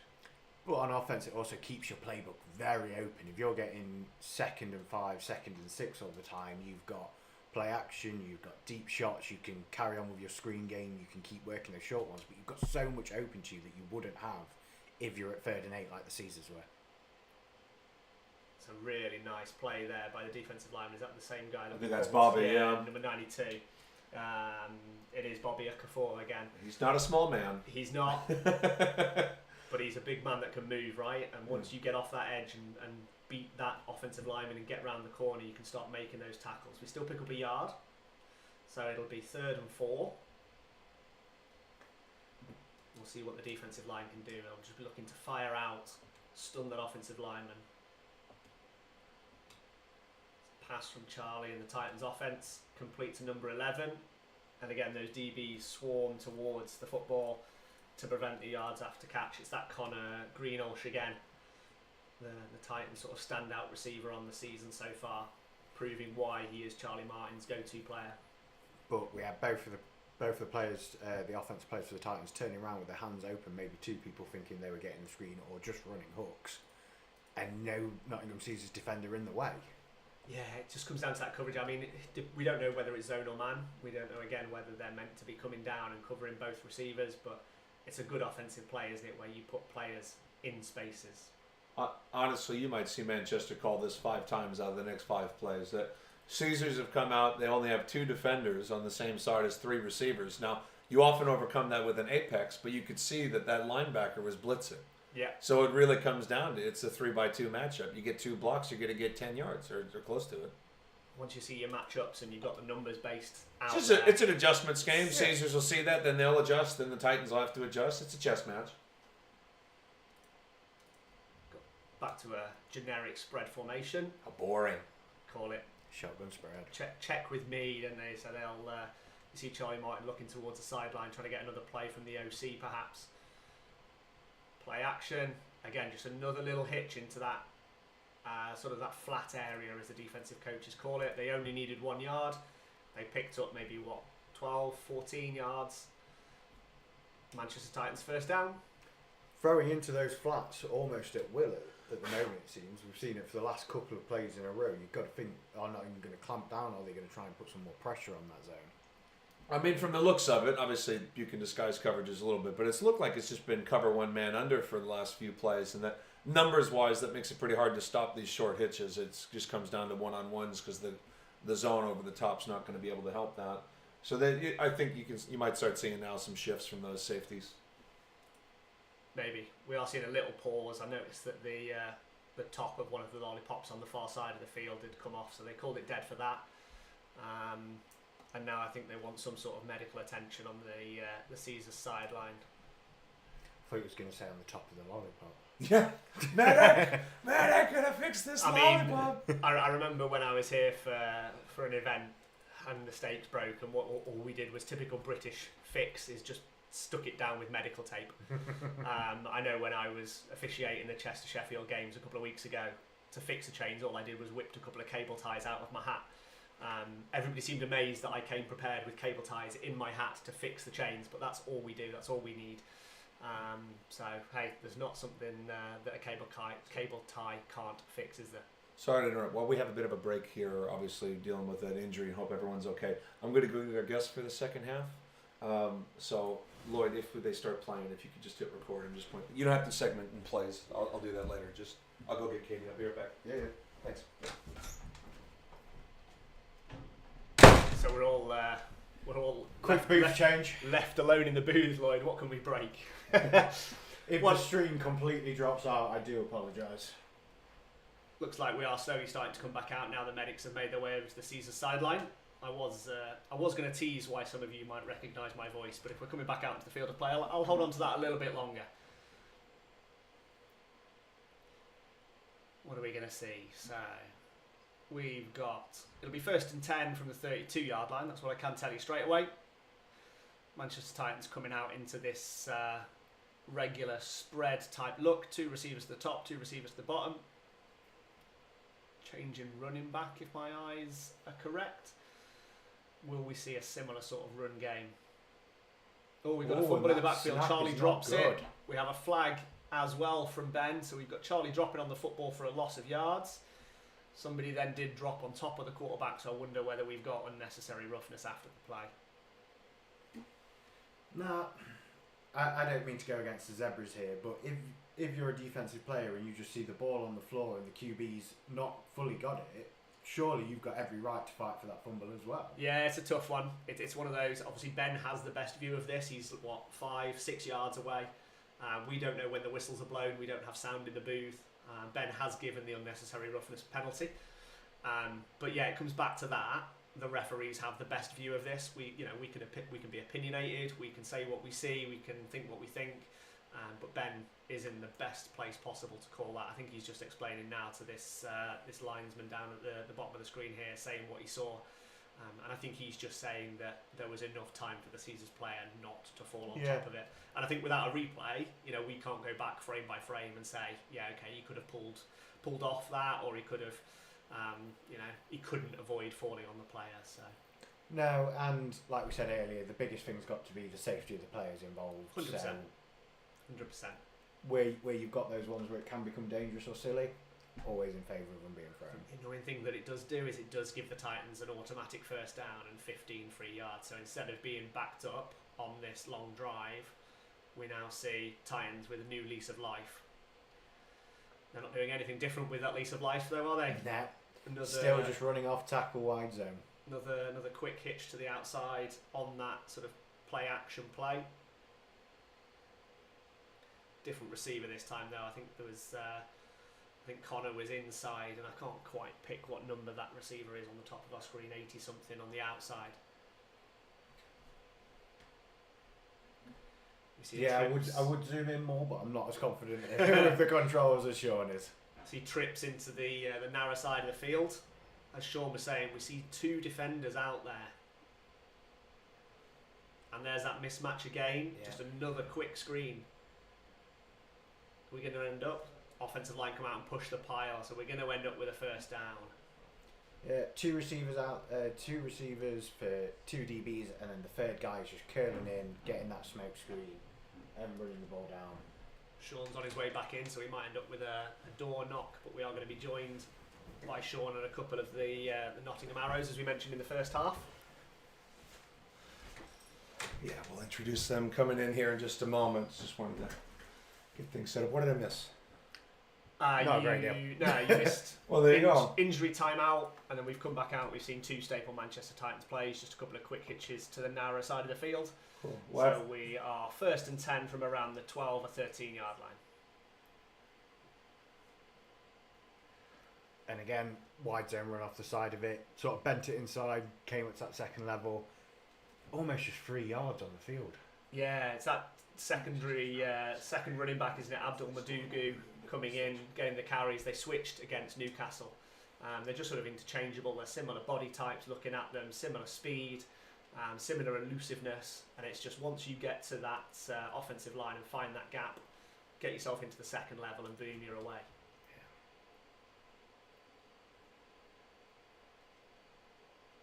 Oh, unlucky. Got his head round, but just didn't quite get his hands round there. You saw it was sort of open, that sort of post-corner route from the receiver there. Caused him to gain separation. It's number 11. It's that Connor Greenhalgh again.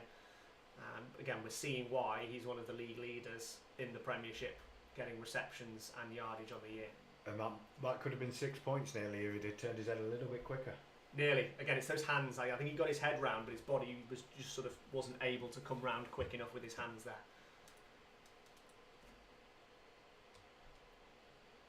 Third down, about 5 yards. So you probably think we're in fourth down territory here, Lloyd. Unless they go and for that big kick. pressure from the defence here. Just a little whiff on the tackle. I don't think we've got enough for a first down, judging looking across the field. No, Abdul Madugu, easy for me to say, on the catch. And something I said in the first game a lot, which wasn't as apparent in the second game, was tackling. Far too many missed tackles in the first game. And that's the first time it's really raised its head again, where it's been... You could really turn that into a big positive in getting a stop nice and early, but instead create a few more yards. It's going to end up with a kick anyway, so no harm, no foul. Let's see what Lenny's got in his bag for this. We mentioned fourth down territory. It's a slightly tighter game, so you may well see a kick is good. We'll see the referee's arms go up. We do. So 3 points added onto the Titans, which will make the score Caesar 0, Titans 10. And with that break, I think we have a good time to come in here and make some room for our friends at the Nottingham Arrows. So if you want to come here and sit down, see if we have an extra chair over here as well. No, that's great. So yeah, we'll just do a little introductions here. We'll talk about it, and you guys welcome to stay for the game if you want to talk about any of that as well. But first, if you just introduce yourself and then your role with the Arrows, and then we'll get into it. Yeah, so hi everyone, I'm Sophie and I'm the fundraising secretary for Nottingham Arrows this year. I'm Katie, I'm one of the coaches of Nottingham Arrows, so we've got 3 teams that I coach alongside another coach as well, and we've got a whole committee that run Nottingham Arrows. And for the sake of heads up, if there's actual American football play, I'll just talk about that real quick so our viewers get that as well. So if you tell us a bit about the Arrows, the age groups that you guys cover, experience levels that you're looking for, and any other main highlights that you want to talk about. Yeah, of course. So we are a non-profit cheer team from the local Nottingham area. We are for 18 plus years old, so it's all about getting young adults into sport and staying active. We have a recreational pom team, Traitors, which delivered the halftime show today. And we also have 2 national competitive teams, one of which actually walked away as British national champions last weekend. We're starting pre-season now, so if you want to join us or stay in touch with the club, please follow us on our Instagram, which is at Nottingham Arrows Cheerleading. And one of the things that we've seen as we see the Manchester kickoff right here, I think it's pretty deep kick, so we won't see a return. A lot of people, when they're looking into sport, particularly in that age bracket, they might think, oh, well, I didn't do this as a kid. I didn't, cheer before. Maybe I haven't done other sports. What experience levels are needed to get into cheer? So I didn't actually start cheerleading myself when I'm the coach until university. I did dance, but that's sort of the only experience I had. I was not a very sporty child. So cheerleading I got into at uni, and then I found Nottingham Arrows, and it's so inclusive. We've got in our level 2 team, we've got ages from 18 to 40 at the moment, and everyone just gets on so well. We've got the level 2 team that you can kind of come on with no experience. You can go from the ground up. And then we have got a level 3 team hopefully next year. We've had a level 3 stunt group this year. That's a smaller group. And then we're going to have hopefully a bigger team that's a bit more higher skill. And we've got Traitors, that's our pom team that performed. And that's just recreational for anyone to come and have a go. Right, and yeah, just as you were talking there, Caesar's had a nice little run up the middle, nice little gut. There's a big relationship between cheer and American football, particularly across the pond. Is that something that you all are looking to build more Oh, of? Or is that 100%, yeah. and in the UK, would you say that exists at all? Do you see other cheers, or is it mostly It's definitely separate? a bit more lacking than I'd say in America. But it's definitely something we want to associate ourselves with and just really reach out and support local teams, especially the POM group. We don't compete with anyone, whereas other teams are competitive and cheerleaders compete for themselves in the UK mostly. So Traitors, our POM team, is definitely looking to reach out to any local teams and just really support the Nottingham area. And I would imagine in other sports as well. Safe to say, if a rugby club called you all, you'd probably be interested. Well, we recently performed at Motorpoint a few weeks ago That's for great. the women's netball team, which was great. They did a really good game that was really nice to watch and be involved in as well. In the Nottingham area as well, and I know quite a few players on the team know people at university. You know, there's a big cheer culture and dance culture at University of Nottingham and NTU, and obviously a lot of them, their friends, they might be looking to continue with cheer after university. It's definitely something you can do after uni, or if you haven't got time to do it at uni. I didn't do the university cheer team because I just didn't have the time because I'm a nurse. And Nottingham Arrows is definitely, we're quite good at sort of balancing it with your personal life and your work life, really. Nottingham Caesars have been really polite for us. They've just had 3 runs up the middle for a first down to keep these chains moving. Not particularly dynamic plays, but progressively moving downfield. Well, let's see. It's other things. Obviously, you're looking for fundraising and that sort of thing. You're in charge. Is there anything you want to talk about on that front? Yeah, so we are a non-profit club, so not even our coaches get paid. It's completely voluntary. All of our committee are volunteers. We're always looking for sponsorship, so any local businesses or businesses further afield that want to sponsor us, maybe we could put your logo on our kit next year or on our t-shirts next year. So we're always looking for local sponsorship opportunities just to keep the club as affordable as possible. Yeah, and that's a big one. We know costs are a big thing, and all of us here, and I can obviously they've moved off mics to make room, but I can speak for Lloyd and Stuart. American football is an expensive game too. We understand sponsors make a big difference. They allow you to have more people involved. The club can be better, and we definitely encourage people to support the Arrows.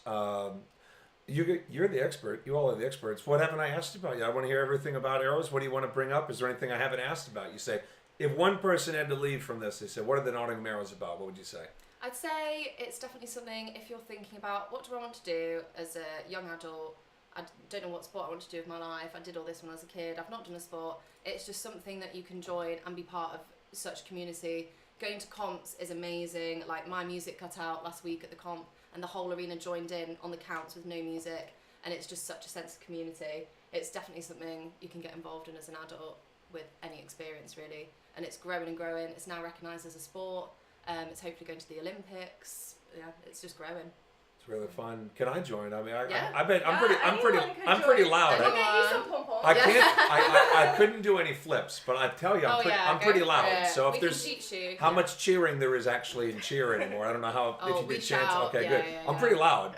I know. I had a friend. She went to University of Texas, and they have the yell leaders, and that's a whole separate thing. They work with cheer. Maybe we And- should start that. just guys yelling at things. And, hey, I think they like a bit of go anger team! out. Why don't we get a couple more plays here, and then we'll wrap up, as this run is stuffed up the middle by 2 good tacklers by the Titans. Looks like the Caesars are running out of their run up the middle for gains. Here, before we sign out, is there any last things you want to add about Arrows? Just we're going into season 12, and our tryouts are starting hopefully this summer, and we've got a few fun sessions coming up. So if you're interested at all, come and look on our Instagram. And as we get a change, and then we'll let you finish up here. I believe I have some details there for we us here, go. so you could talk over while we get that. Yeah, so here are all the details. Make sure to follow our Instagram at Nottingham Arrows Cheerleading. Send us a message. We're open for everyone to join in, and you can see the details, our training times and locations. And it's only £5 per session, so we like to keep costs low and make sure that many people can join in as possible. Well, that's great. Well, thank you so much, Thank you. Sophie and Katie, for joining us here in the booth. We'll be sure to see you again soon, and we'll just mute things as we move this ball around here and get our commentators back in. Thank you very much. Thanks so much.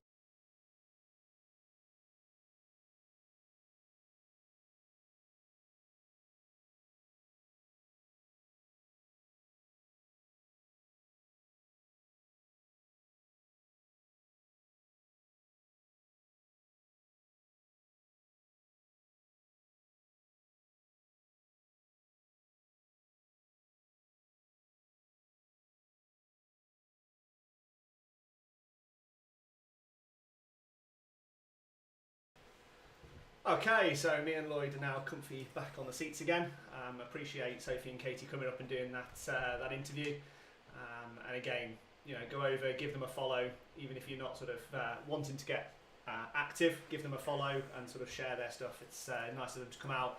Half time was sunny. It looks like the clouds have gone over, and they did a fantastic performance at half time. So, as Sean was covering, we didn't really miss a great deal, Lloyd. There was just a lot of inside run, chewed up about 30 yards. And end of the quarter. We did see the end of the third quarter as well. So we now know that we're in the fourth quarter. Still 10-0. What are we thinking? Still eminently reasonable for Nottingham to get back in. Still a place where Manchester can keep ball control and go home with the win as well. So a lot still to play for. It is. And this, obviously, we don't know the score. It hasn't kicked off over at Coventry yet. So this would kind of pop Caesars down to 1-3, wouldn't it? If it does end like this, so they'll be looking to really get back on top. And this defensive performance, that defensive play, is what you want to see from the first play back on the field. Yeah, they're really not wanting to go down without swinging. So we're seeing that early penetration on rundowns. Second and long, we've got my two stakes mechanics out again, Lloyd. Don't let me mess up. You only do a mistake once, right? Got that traditional spread offense look, really spreading the Caesars defense out. Yeah, really forcing them to have 5 almost true DBs out there, sort of sitting deep back. Oh, and I'm looking at that and I'm thinking consistency. Charlie went into his slide really, really early, and there were 3 Caesars players around him. A couple of Caesars players talking to officials. I think if you're wearing white and blue, move away. Yeah, sorry. I think if you're wearing white and blue, you're looking at that thinking, we got one earlier. Why are we not getting this one? But again, the referees are in the best position possible. They'll have seen why. They'll have seen when those contacts were made, and they'll be deciding on that. Should we come round to why the listeners and watchers might recognise? Yeah, my come on. voice? We've got a good opening for it. Yeah. So I also realised we didn't introduce ourselves at the beginning of the stream. So I said I'm not Simon. He's away with birthdays. It was his yesterday, and it was his grandmother's today. So I am Stuart Andrews. I am one of the podcasters for Inside Britball, and we posted our podcast on Friday morning about 6 or 7 a.m. in which I said, I'm always 90% sure that the Caesars will live stream. Obviously, Simon's an avid listener. He'll have heard me mention that comment, and he messaged me going, "I'm not there this weekend, Stuart. We, with his expertise and his prowess, they potentially might not have put the stream on. We'll come on to that in a minute." And I was like, "Oh, really? Is that the case? Is it just a case of finding another body to do your commentary?" And he was like, "Yeah, that's pretty much all it is." And it transpired that I'm off work this most of May, using up my annual leave, and I offered my services to come down and anchor with Lloyd and Sean, who have also said that they'd have probably put the stream on without me. So although the show must go on. Although I'm filling in, I'm in big shoes, in Simon's shoes. Hopefully I'm doing him justice. Hopefully he's having a good weekend away, enjoying a couple of slices of birthday cake, and hopefully you guys are happy with what's been putting out. Several Yorkshire. Trust me, as someone who's run this streaming setup by himself, and someone who commentated the Div 1 final alone earlier this year for Bucks, I much prefer having a full booth. The show will go on, but it's better with more people, particularly good people. Yeah, and from my point of view, I'm very new to commentating. This is only my 3rd rodeo. I would not be able to do play-by-play, so it's great to have you here. And it helps that I've done play-by-play at a couple of BAFA events and Books events. So if you've been down to Worcester Six Ways when they've had their finals, or also at Butts Park when they've done theirs, I've done play-by-play, so the 1st and 10 on the blah blah blah. It's just the colour, fluff stuff around it that I'm ad-libbing and getting going. So we're more of a fluid broadcast. You want almost, I don't want to say constant talking, but you don't want too much air. Yeah. In the stadium, you don't want to hear the guy too much. No. You're there and you sit there and you go, "First down." All right, great. Shut up. Sit back down now. So yeah, this is first time on sort of live streaming. So yeah, although the initial outlay was a little bit rough and ready, certainly finding my feet now, and now I've got rosters in front of me. I can call players' names out. I can link it. So yeah, certainly finding it a lot more fluid as we go into this fourth quarter. And as we go into this fourth quarter, we see, look at the bottom of your screen. We get a great look at this Titans formation. They run this stacked look. We saw it against EKP when they live streamed. Oh! Look at their place. We've got a fumble in the backfield. Oh, no! He's just jumping on it. Yeah, it doesn't matter what you do with your receivers if you snaps over your quarterback's head. That's one of those bounces that changes the game. Yeah. If that bounces left instead of right, that might be 6 points for Caesars. Again, the reason we had such a long stoppage is Charlie Martin got injured, didn't we? And we had a new quarterback in, Nathan Dukes, number 12. He was in on that. So as soon as you get a new quarterback in, you're thinking, what is something going to go wrong? You know, has he taken a snap? He's actually listed as a running back on the roster. New cadence as well. So, you know, it's a new person saying a new cadence, and it's like something's bound to go wrong. So, fortunately for the Caesars, it's 4th and long. You get Lenkowski on the pitch, who's pretty much a quarterback with his leg. He'll look for precision down the field. Falls up a little bit short. Is that Ben Harrison on the return? Takes it. He's doing a bit of dancing. Decent way into the Titans half. That'll be the momentum switch that the Caesars are looking for, won't it? Right, No flags. Right, where's the laundry? None?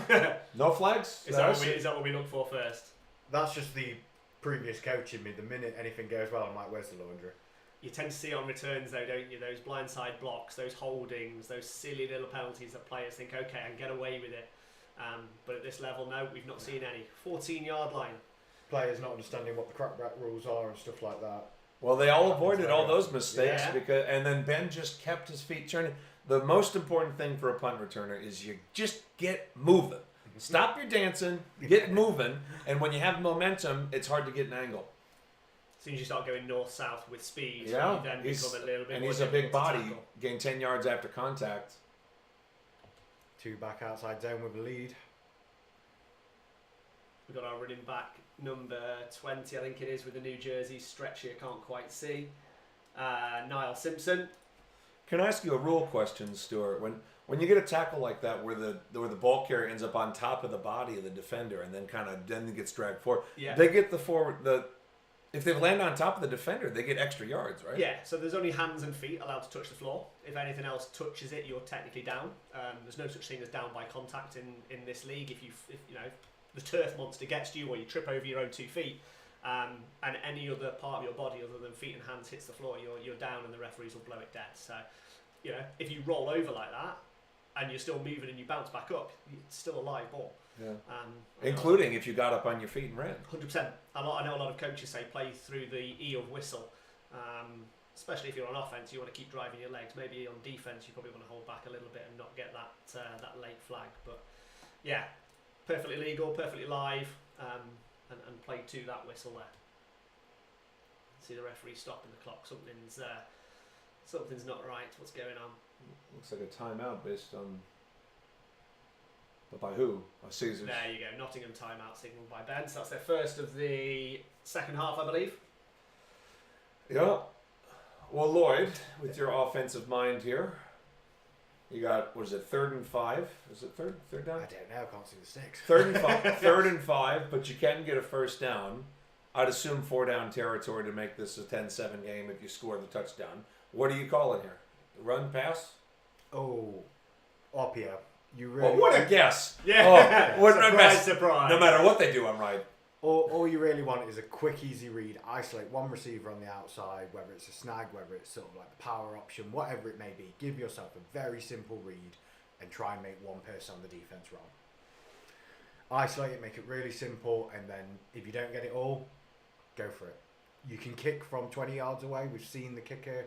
We've seen he's got a good leg on the punt. Trust in him. There's a reason you give him a jersey. Interesting, we're seeing Caesars take one player out of the backfield though. So we've got a single back, a tight end, and 3 receivers. So they're doing something different. We haven't seen this too much from them today.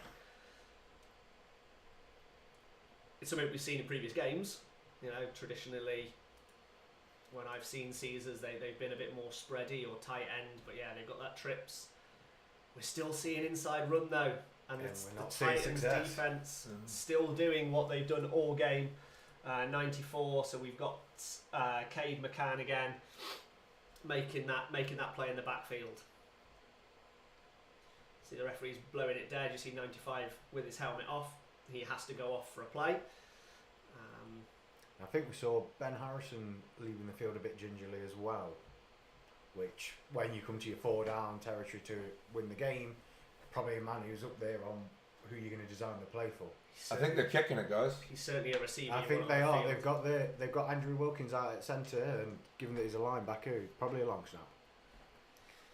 You guys see this all right? Yeah, that's beautiful. So taking the 3 now, try and find the 7 later. We've got a flag thrown under the posts. It's going to be a delay of game from Oh, where that's no. thrown. I can't see any hands on heads, so it won't be a count problem. Shouldn't be a count problem. They did wait a long time to decide to sub in the field goal unit, but I don't know what the play clock was at when that happened. No. It's hard to tell. It's one of the issues in this country. No visible game clocks, no visible play clocks. There's a scoreboard here at David Ross, but it's not in operation. Now you have a clock on your belt when you're reffing. Oh, as a referee you do. Why yes. can't they just Bluetooth that to somewhere? A lot of places don't have these clocks to Bluetooth it to, though. I was trying to work out what Ben was doing. I'll put it on the scoreboard right there, mate. I think Ben's waved this penalty off. All right, well, this is a big one. 2 score, 1 score. You're on the left hash, which is a righty kicker you often like because you can open your foot up a bit. Will Morgan. High snap. Oh, it's a fake, maybe. What can Will do with the ball? It didn't mean to be a fake when No, it it's started. intercepted. Oh, I'm sorry. A Manchester Titan player has caught the ball and run out of bounds. No, it's not what you want as a Nottingham Caesar, is it?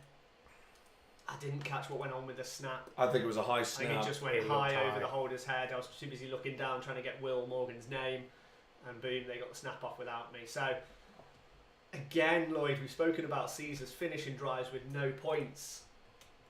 It's going to come back to haunt them at the end of the game, I think, isn't it? They've been brilliant at getting to the door and knocking, but they're just not getting in. They keep working, like we've seen them work all the way up the field, get to that point where it's field goal territory, and then just another procedural issue, a long snap over the head of the holder. You just can't come away from all this good offense without the points. You can't win games like that. See what their defence can do, though. That's what they'll be wanting. They'll be wanting their defence to get a quick stop, a quick turnover. But all we are seeing is, I'm trying to see if that's 34. It is, isn't it? It's Hafiz again, the running back, bouncing off 2 or 3 Caesars, picking up 3 yards. And more importantly, just keeping that clock running now in the 4th quarter, aren't we? Yeah, if you're Manchester, you're very aware a 10-point lead is still a win. So you can keep the ball on the floor for as long as you can. You can chew that clock. You can make sure that you're using up all 25 seconds of the cadence. Or go for the screen that's been an extension of your own game all day. We are seeing Charlie Martin back in at quarterback, aren't we? So it's good to see that he's recovered from his earlier knock. Connecting with wide receiver number 10, Sam Penfold up there at the top of the screen. Another very productive receiver for the Titans this season. Over 100 yards and a touchdown so far. So another safe pair of hands, you'd think, as Charlie Martin throws the ball in his direction. Brings up 3rd and short, 3rd and about 3 yards. Caesars have now adjusted and put 3 DBs over to that side of the field. As Sean was saying earlier, it was 3v2 in the Titans' favour. It's now 3v3. We've got a checker or some kind of kill play there. Let's see what they come out with. Inside run. And Where really are well we? Number defended by 91. Nottingham. I think what stopped that was the initial block by the inside there, number 7 we've spoken about him previously in the game, haven't we? Henry Scanlon. He really sort of stopped that offensive lineman and got his feet in the ground, and he wasn't able to move, and the running back was a bit A or B gap. And then that defensive lineman, number 91, just came through and made the tackle. Gus Opong came through and just stopped him in the backfield, bringing up 4th down. And it really is critical for the defence, for that first guy there. He doesn't have to be the hero, he doesn't have to make the big tackle. He needs to give... Oh, no! Oh, Lloyd's got over his head! What can Lenkowski do with it? Oh, He's it's just going to let and it we roll are going to out. get the dance. The dance, is that what we're coining it? It's just... It's yeah, almost like... absolutely beautiful. Well, that's a massive 2 points because now if Caesar score a touchdown and get a 2-point conversion, they could tie it. They could. It's technically a 1-score game. Sean will add a couple of points on for the safety into the Caesars Yeah, column. It's coming, don't you worry. Oh. And then a bit of an odd procedure. So from a safety, the kicking team have two options. They can either do the normal kickoff procedure, which is what it looks like they're doing because Alex has the kicking tee on the field, or oddly you can just punt it out your hand. So you can literally just do, I won't call it what I was going to say drop kick, but that infers it has to bounce. It doesn't. You can literally just punt it out of your hand. So it looks like Alex will be bringing the tee on. There's a bit of conversation between the officials.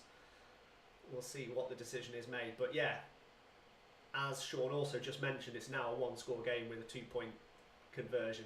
Yeah. The great thing for the defence on a safety is you don't come back out.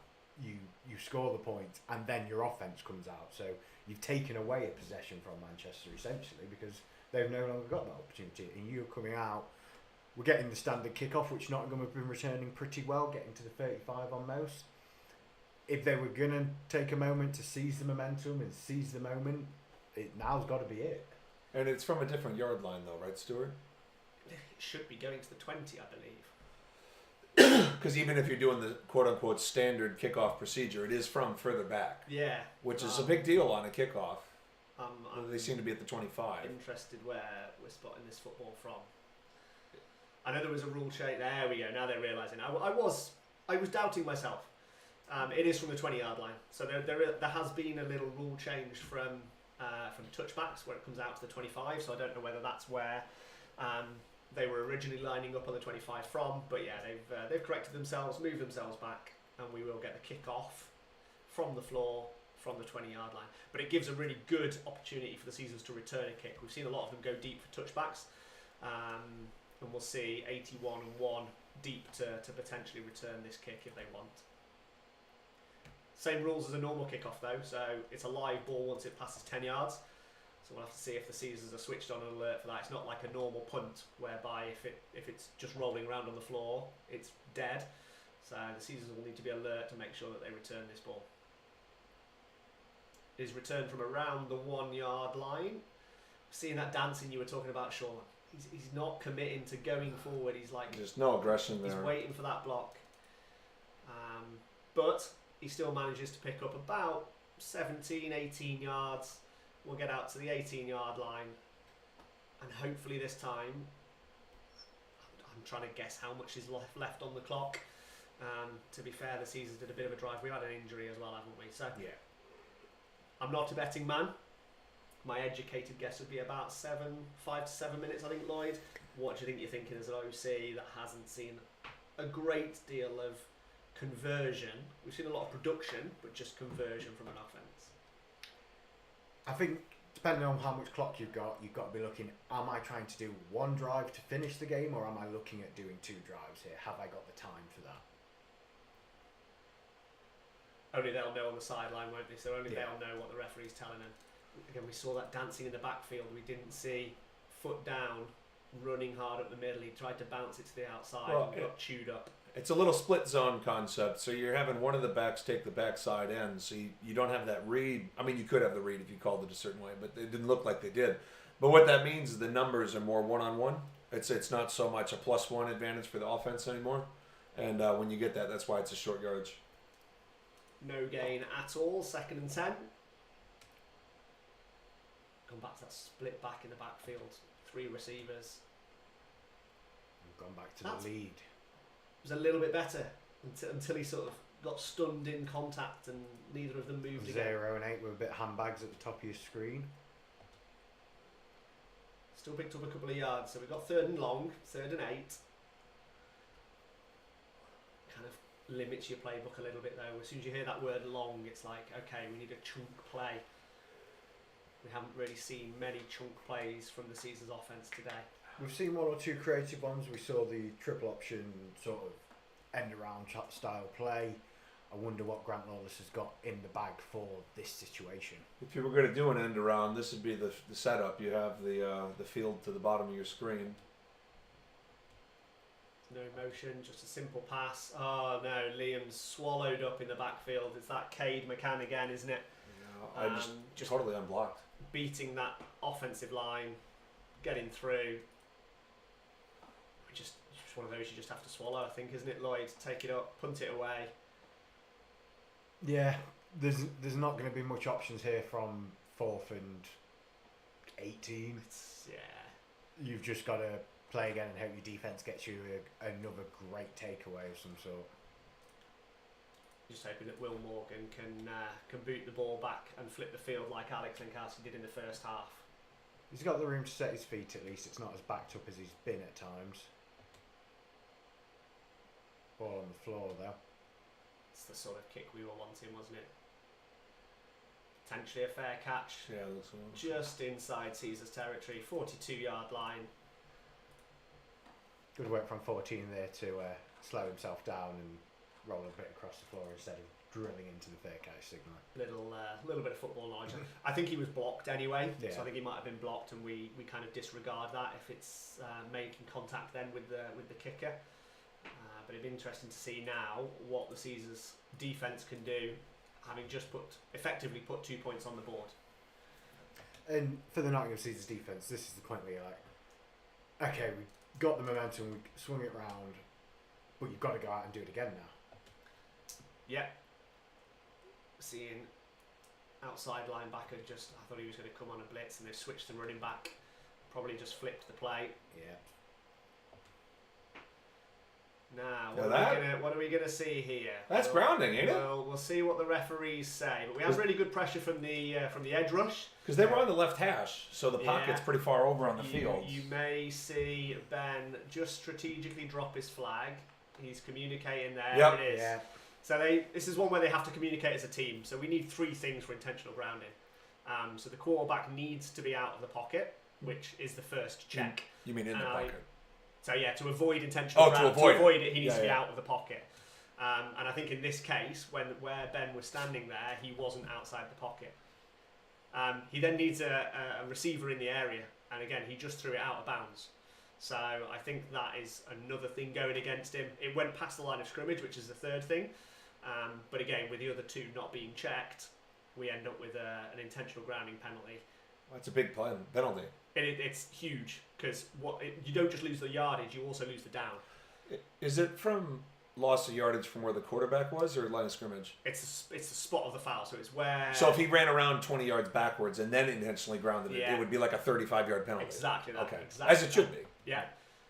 So we've seen now it's the 2nd and 21, 22. It's practically a bus journey back to Manchester, isn't it? So That is, as we said in the other stream, that is 2nd and a megabus.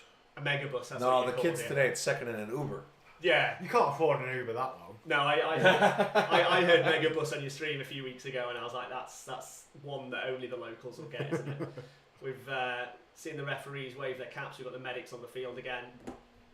So We'll just pivot to the side for yeah, that. it was a good link that I got there. So yeah, so I also saying that it was a loss of down. So you throw that ball away, you've effectively had your play, and you've committed a penalty. So that's why it went to 2nd down, and it wasn't replay the down. You sort of lost your opportunity there to have another play. So they backed them up the full yardage to the spot. Even if it was just 1 or 2 yards, you'd be backed up. And then, yes, you lose that down, which is one of the very few penalties that incurs that enforcement, which is always interesting to see. Stuart, I have a question for you, and this is an actual question, but it is also a bit of a joke. Is there such thing as unintentional grounding? Like, what if your quarterback...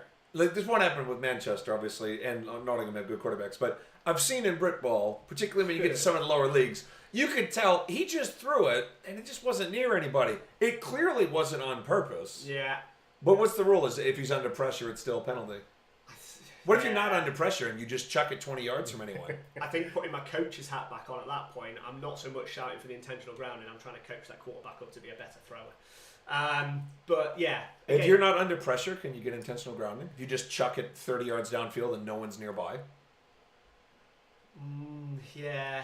It comes down to the crew, so the crew will have that conversation.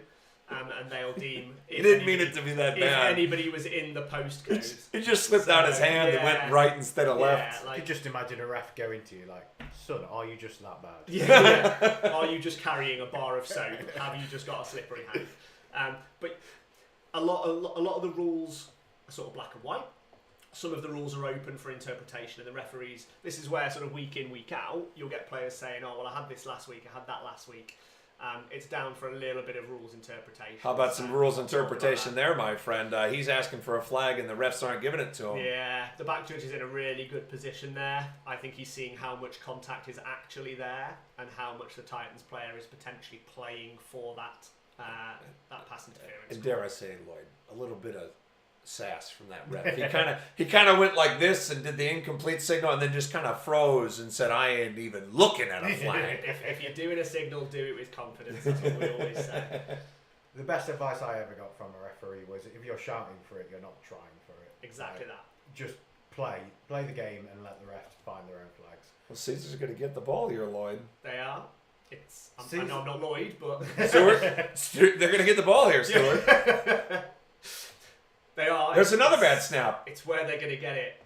Oh, they might not be getting it. We'll plan to watch the return, but we may well see a flag. Why? We called a fair catch, no? All right, so let's look back here. Is there a flag? There's going to be stages to this return, and this is interesting. Now we see a flag, and we'll come to that in a bit. This is peak Britball. This is peak Britball. We're not sure if there's a flag back there. We're not sure if there should be a flag over there.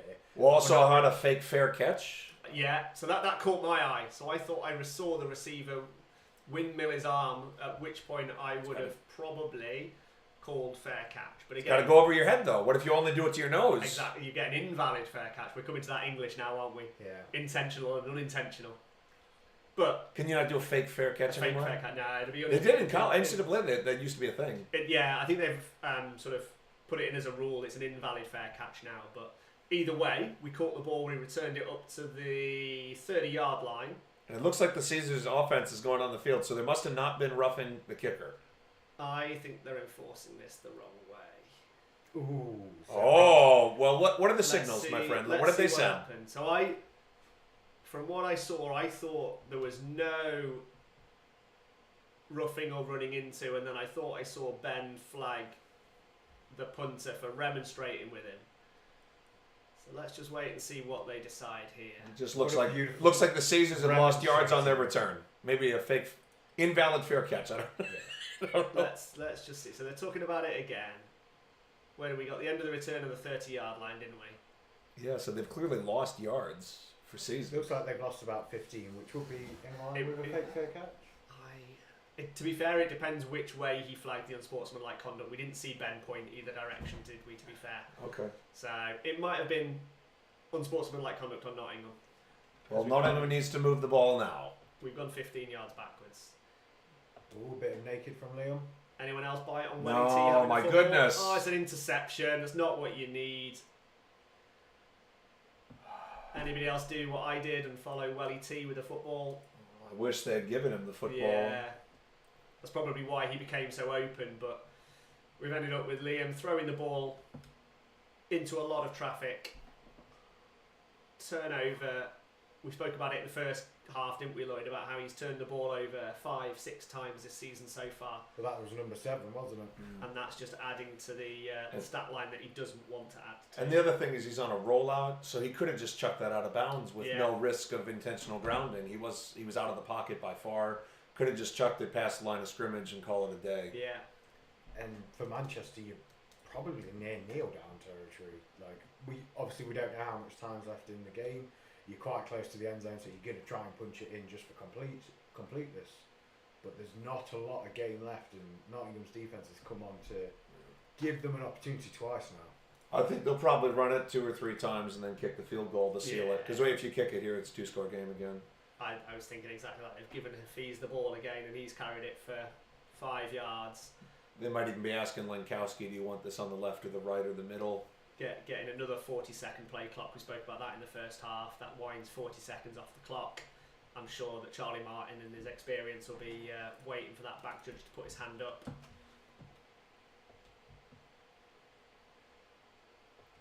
We see him into his cadence. We have run or pass. Looks like we're frozen, but we're not. There's the snap. Looks at the top of the screen. Oh. That safety nearly coming down to make the play. The receiver dropping the ball, not expecting it. Stop clock, yeah. And yeah, so the game clock will stop for an incomplete pass, and we'll get that 40-second play clock back up and running. Third down though, so third and 5, I think it is. The lines are a little bit faded on that far side of the field, but the playbook's still open, isn't it? You mentioned that Alex Lenkowski will probably come out and kick this to make that 2-score game. The receiver at the bottom of the screen, I thought, was lined up at the wrong direction. He's now sorted himself out. He's signaling something with Interesting. Another action play. Why? Again, just out of reach from number 11 from Connor Greenhalgh again. There might be a lot less time in the game than we're thinking. Yeah, maybe. We've missed the 2-minute warning. Well, but if that's the case, just running up the gut and running out. Yeah. There's always a chance there was a 2-minute warning on a turnover, which, like, usually, as broadcasters, we usually miss that signal if it happens during a change of possession. Or on that penalty enforcement where we didn't see which way Ben pointed, perhaps may have given the 2-minute warning. I usually like end zone cam for field goals, but when they're this way, I'll leave it this way on the sideline.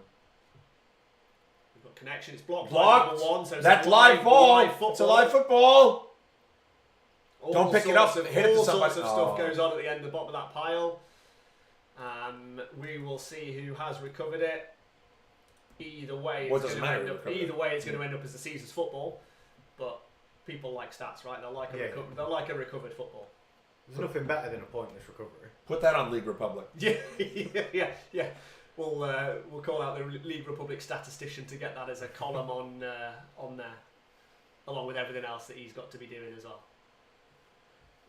Well, let's see. Just have one last chance, or 10 more chances. I have no idea. Without a clock, without knowing what's going on, we don't know.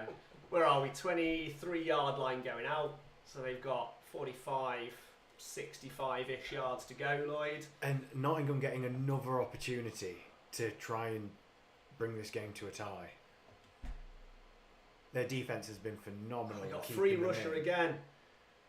Incomplete. See, that's the smart move that probably should have been done. I mean, they weren't made to pay for it, were they? They ended up with 0 points, but that's probably what Liam should have been looking to do. The previous play that he got picked off, just throw it towards the feet of a receiver rather than the hands of a defensive player. That's never a smart move, is it really? I'd be curious to see the end zone film on this. Obviously, it's hard to watch. We film from the end zone for like playbook study and scheme study and stuff. On the protections, have these been slides? Have they just been getting beat by the D lineman? Because Liam's now running around quite a bit. I think they're now bringing up a bit more pressure. You see them drop out of this one, so they're looking. Is it going to be incomplete? I'm sure. Yeah, it is. And you can see Liam was on his back foot again there. He had a rusher beat the interior guard, and then Liam had to throw it really quick. You can't, and even if you set up 7-man protection, you can't do much against a D tackle. No. The protection usually helps with the width. And now he's felt that pressure and he's feeling the heat. You know, he's already thinking, okay, someone's coming at me. So he's always got that in his head instead of his normal quarterback clock going 1 step, 2 step, 3 step, timing routes and stuff like that. So if you're looking at line play right now, it's number 99, the right defensive tackle, who's been making plays the last couple drives here. Got double teams there. It's probably why. Got a completed pass. Where are we going to spot this football? Is it going to be enough? No. And if it isn't enough, do you think Caesars will go for it anyway, Lloyd? It's going to be 4th and 1. What options have they got? You punt it here. I don't know how much game clock is left, but are you going to get a better opportunity? You were very lucky to come away from the last interception without messing up and without losing score. You just lost a bit of clock. 4th and 1, 4th and a short 2. You've got to have something in your bag for this. Be wary of that play clock though. You've just talked about your play in the huddle. Let's make sure we're not getting caught. What if Caesar's drawn up? Referee's arms up, so only 10 seconds on the clock. McGovern calling the timeout. That's smart by McGovern. Hey, the timeouts don't roll over to the next game. Might as well use them. That's the just noticed I've written NTU. Yeah, I did see that earlier. How dare you. Instead of Nottingham Caesars. It's because we've spoken about NTU too much, and on UON's patch, I probably shouldn't do that because we should probably shout out some of the UON players and not just the NTU ones. To be fair, we do get some comments about not being fair. Loughborough has a ton of guys on the team right now. We've seen a few cases for Niall, who's a Loughborough alumni. Sheffield Hallam, there's a Hallam guy that's on there. UClan. It's good to see adult teams community teams drawing on this pool of university. Obviously, we've got a fantastic facility here used at the University of Nottingham. Oh, trust, I'm in that Loughborough group chat. There's a ton of them. They all coordinate lifts together. Yeah. That's a bunch of. I don't even live in Loughborough. I'm just there because sometimes I'll drive down to help. And that's why we see these two teams at the top level, don't we? Because they sort of cherry pick who they want to recruit. They've got that pulling power. Well, that UCLan connection to Manchester was there for a long time as well. It was, yeah. And obviously, I know the Tyrants are in their area. I don't see a ton of Tyrants on the Titans. I was chatting to one of the coaches earlier, and he said there is a few Tyrants. Oh, that's good. Which is always good. There's obviously the two MMU and the University of Manchester, if I can get my words out. Coming out to that key fourth down play, a lot of trickeration, a lot of movement. Who's he throwing that ball to? Oh, I'm not sure there's anybody else in that postcode. Again, we might see the referees have a talk. Wasn't that fourth down anywhere? It is. Can you lose the yardage and the down and cause a turnover on downs? No, so we don't go to fifth down. No, but I meant, would it be first down, but then you still get the yardage? I would assume so. Okay. That's how I would enforce it. What do you think of that play call, Lloyd? You had the handoff reverse with the spinner into a pass. You know, that's a lot of window dressing. That can be really good if you want to disguise something. Maybe it was just our camera angle, but I didn't see a receiver. There wasn't a receiver. No. So that's when I panned. I thought, yeah. I always film all the receivers. So I thought I missed one. If you're doing that to get Ben Harrison one-on-one on a streak up the side, I can understand maybe, but maybe somebody ran the wrong route. That is always a possibility in Brickball. Probably a wheel route from one of those guys should have came in. As you say, it's a lot of window dressing. It looks great when it works, but unfortunately it didn't. So Titans come back out on offense. We still don't think we've seen the 2-minute warning, but we're unconvinced. Look at that. It's a rugby scrum if ever you saw it. Yeah. Some of those guys, you can tell they've cleared a ruck before. Like you can tell that's one or two in their a skill right? that they've done. One or two in their lifetime. As long as you're pushing the pile and not pulling it, it's perfectly legal. It's the angle they come in at. It's if you get someone from that rugby background, they get low and then they push up through it. If it's just somebody who's only played American football, sometimes they're really high. Yeah. You'll often see the guys who haven't played rugby just try and put their helmet in their own player's back. Yeah. It's like, oh, why did the pile move? And it's like, yeah, well, that's why. We're thinking play clock again here. You see the back judge at the top of the screen there put his hand. Means we've got around 10 seconds. It's unlikely we'll ever tell you you've got exactly 10 because then you get the sideline counting. Hafiz has broken this to the edge. Oh, and he's going to get tackled. I wasn't sure whether he was going to go round him. He's done well there. And although it's giving up a big run, the Nottingham Caesars defence has been stout. It's been absolutely... It's not left its own side of the field in quite a while. You can't block everything up forever. The offense going to win once in a while. We spoke about that war of attrition, didn't we, in the first half, and mentioned that getting towards the fourth quarter where the players are getting tired, reasonably warm day outside, although the sun's gone in, it's still quite humid. Tired, exhaustion kicks in. The Caesars have a decent sideline; they should be able to rep. But again, once you rep, do you lose quality? You see that certainly Division 2, Division 1. We shouldn't see it too much at this level. But there, Hafiz managed to just get to that edge, put his foot in the ground, get north-south and pick up a good chunk of yardage. We did also see just the Caesars call their third and final timeout. So that would suggest we're getting closer to the 2-minute warning because they're not confident in letting it roll down, but they want to use that just to give themselves more time on offence later on in the game. And this will be a formation the Nottingham Caesars defence are used to seeing. It's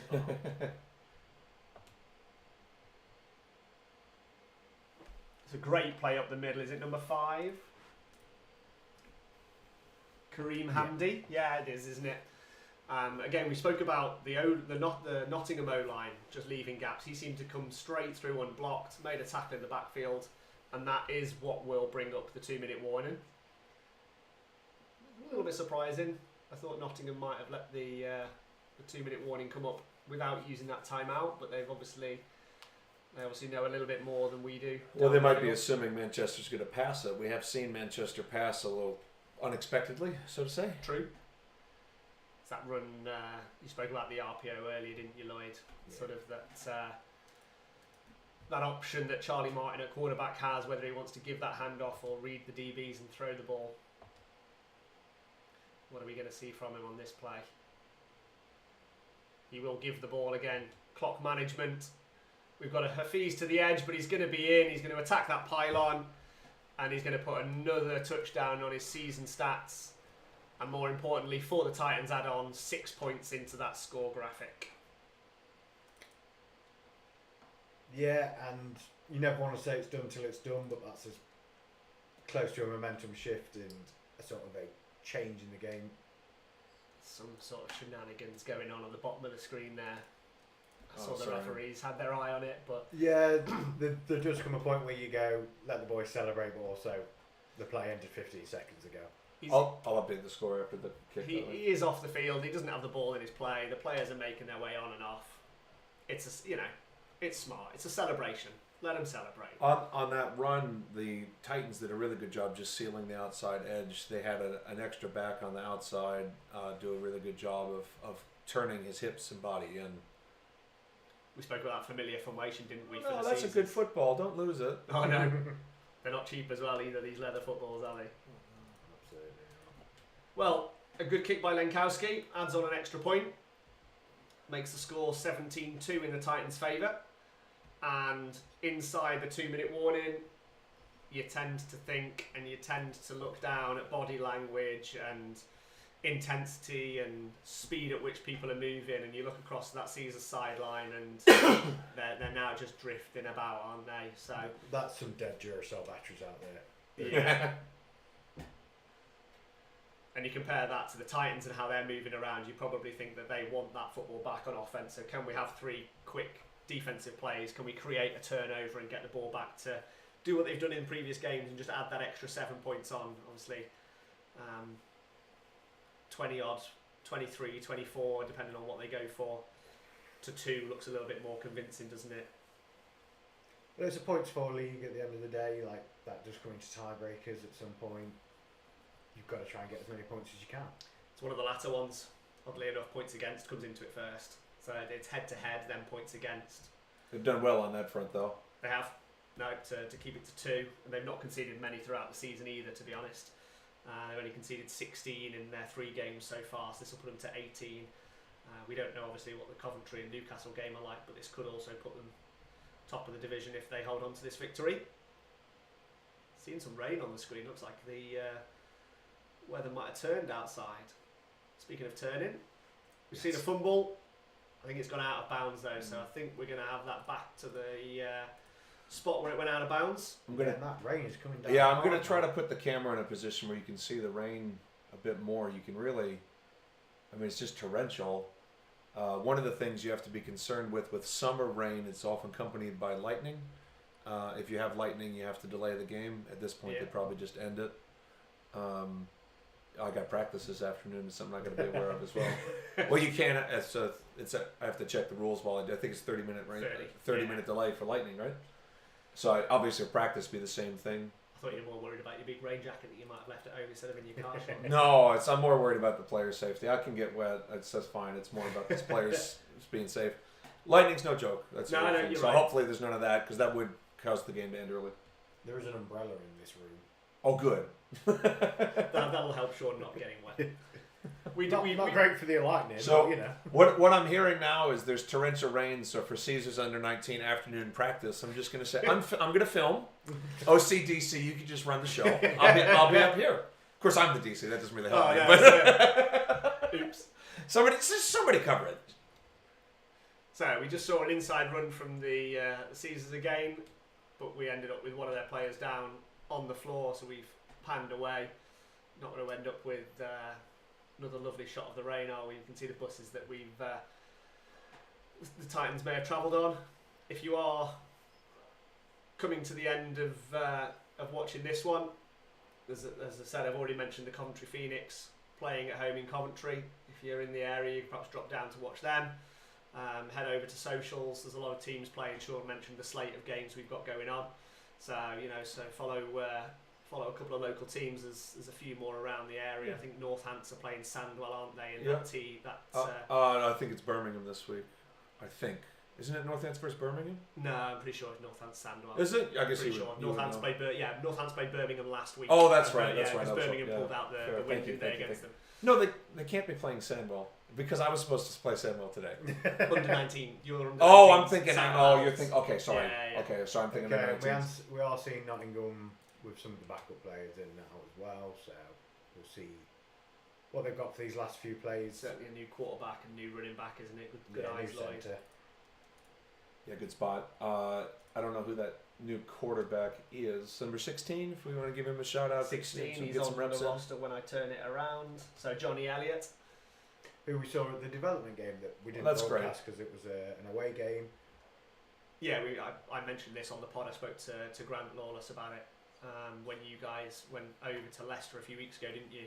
You arranged a development game, and I think I saw on socials that with the other development game the opponent pulled out, didn't they? So Yeah. you're still looking to find another opponent. Again, I don't have details. I don't have dates on that, but it's on the Caesars socials, so you can head over to them and have a look. It's an unfortunate part of Brit Ball. I mean, the seasons are pretty long. I know summer can be difficult.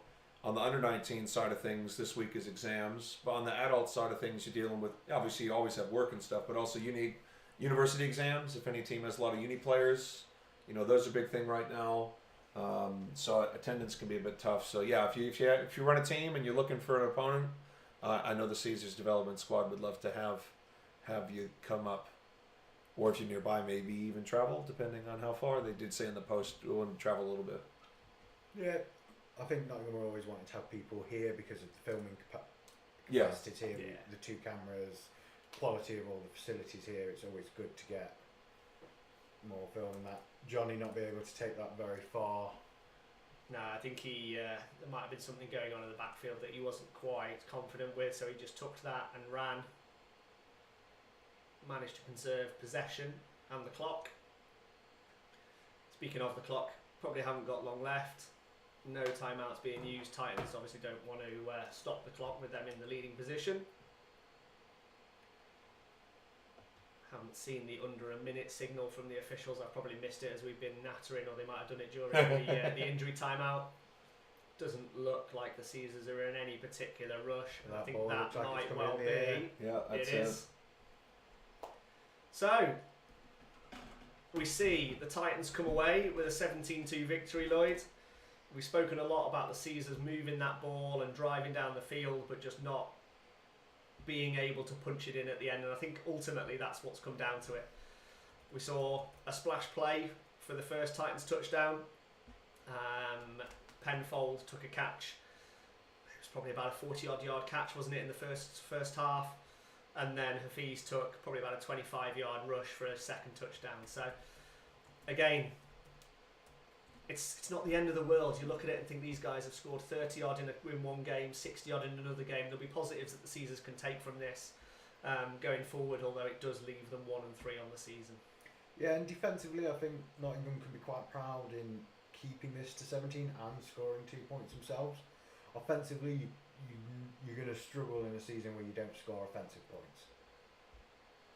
Yeah, I mean, Not to oversimplify the game, but the only points coming from a safety, winning football programs create more points from their offense.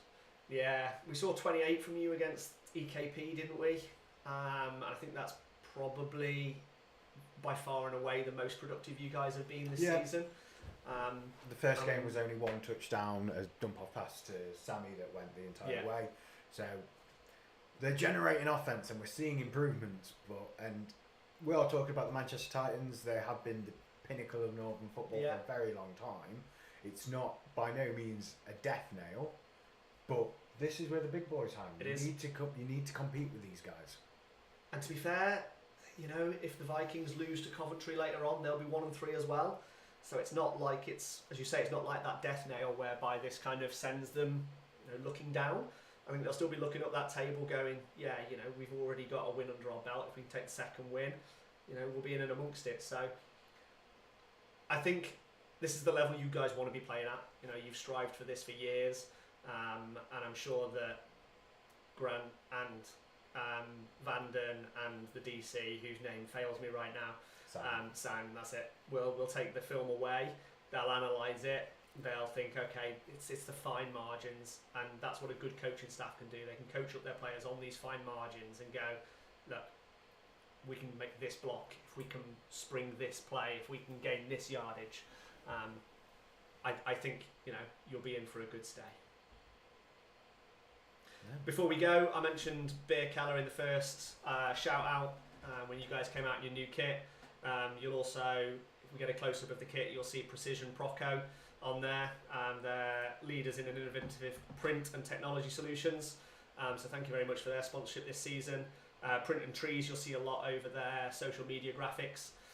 So they've also invested their experts in assisted stretching and recovery, helping athletes every day move and feel better and perform better ultimately. Yeah, big shout out to Louise Bilby of Performance Stretch for all she has done for the team over the last few years. Something close to my heart. Green Hood Coffee. So I haven't had any today, which is probably why I'm starting to feel a little tired. They're an award-winning specialty coffee, roasted with care, served with passion. Happy to fuel your day right. They local coffee company, which if I'm ever back up here, I'll give them a quick Google and see where they're at. And then Shooters Bar in Nottingham, home of live sports, so the team will probably watch live streams in there. They've got big screens, burgers, unbeatable game day atmosphere across a whole host of sports. So thank you very much to everyone who has sponsored the team. We heard from Sophie and Katie, the Nottingham Arrows as well. Also looking for sponsorships. If you're listening to this last little plug, drop them a message. It was at Nottingham Arrows Cheerleaders, wasn't it? So drop them a message in support of their upcoming season. And one final little plug before I drop off. Obviously you have heard my dulcet tones from Inside Britball. You can feel free to go over, give us a follow. As I get home, myself and the team will be looking across the league, and we'll have our score graphics up by the end of the day. Thank you very much for having me, guys. Appreciate it. It's been an absolute pleasure to have you here, and we'll see if Simon gets his Yorkshire puddings and comes back to us soon. I thought you were going to say see if he gets the job back. I was wondering whether I was hired for good then. But no, I look forward to hearing you guys back at it. If I can come up this way as either a referee or as a spectator, I will. And I'll make sure I pop up and say hi to the booze people. But yeah, I've really enjoyed it. Thank you very much for having me.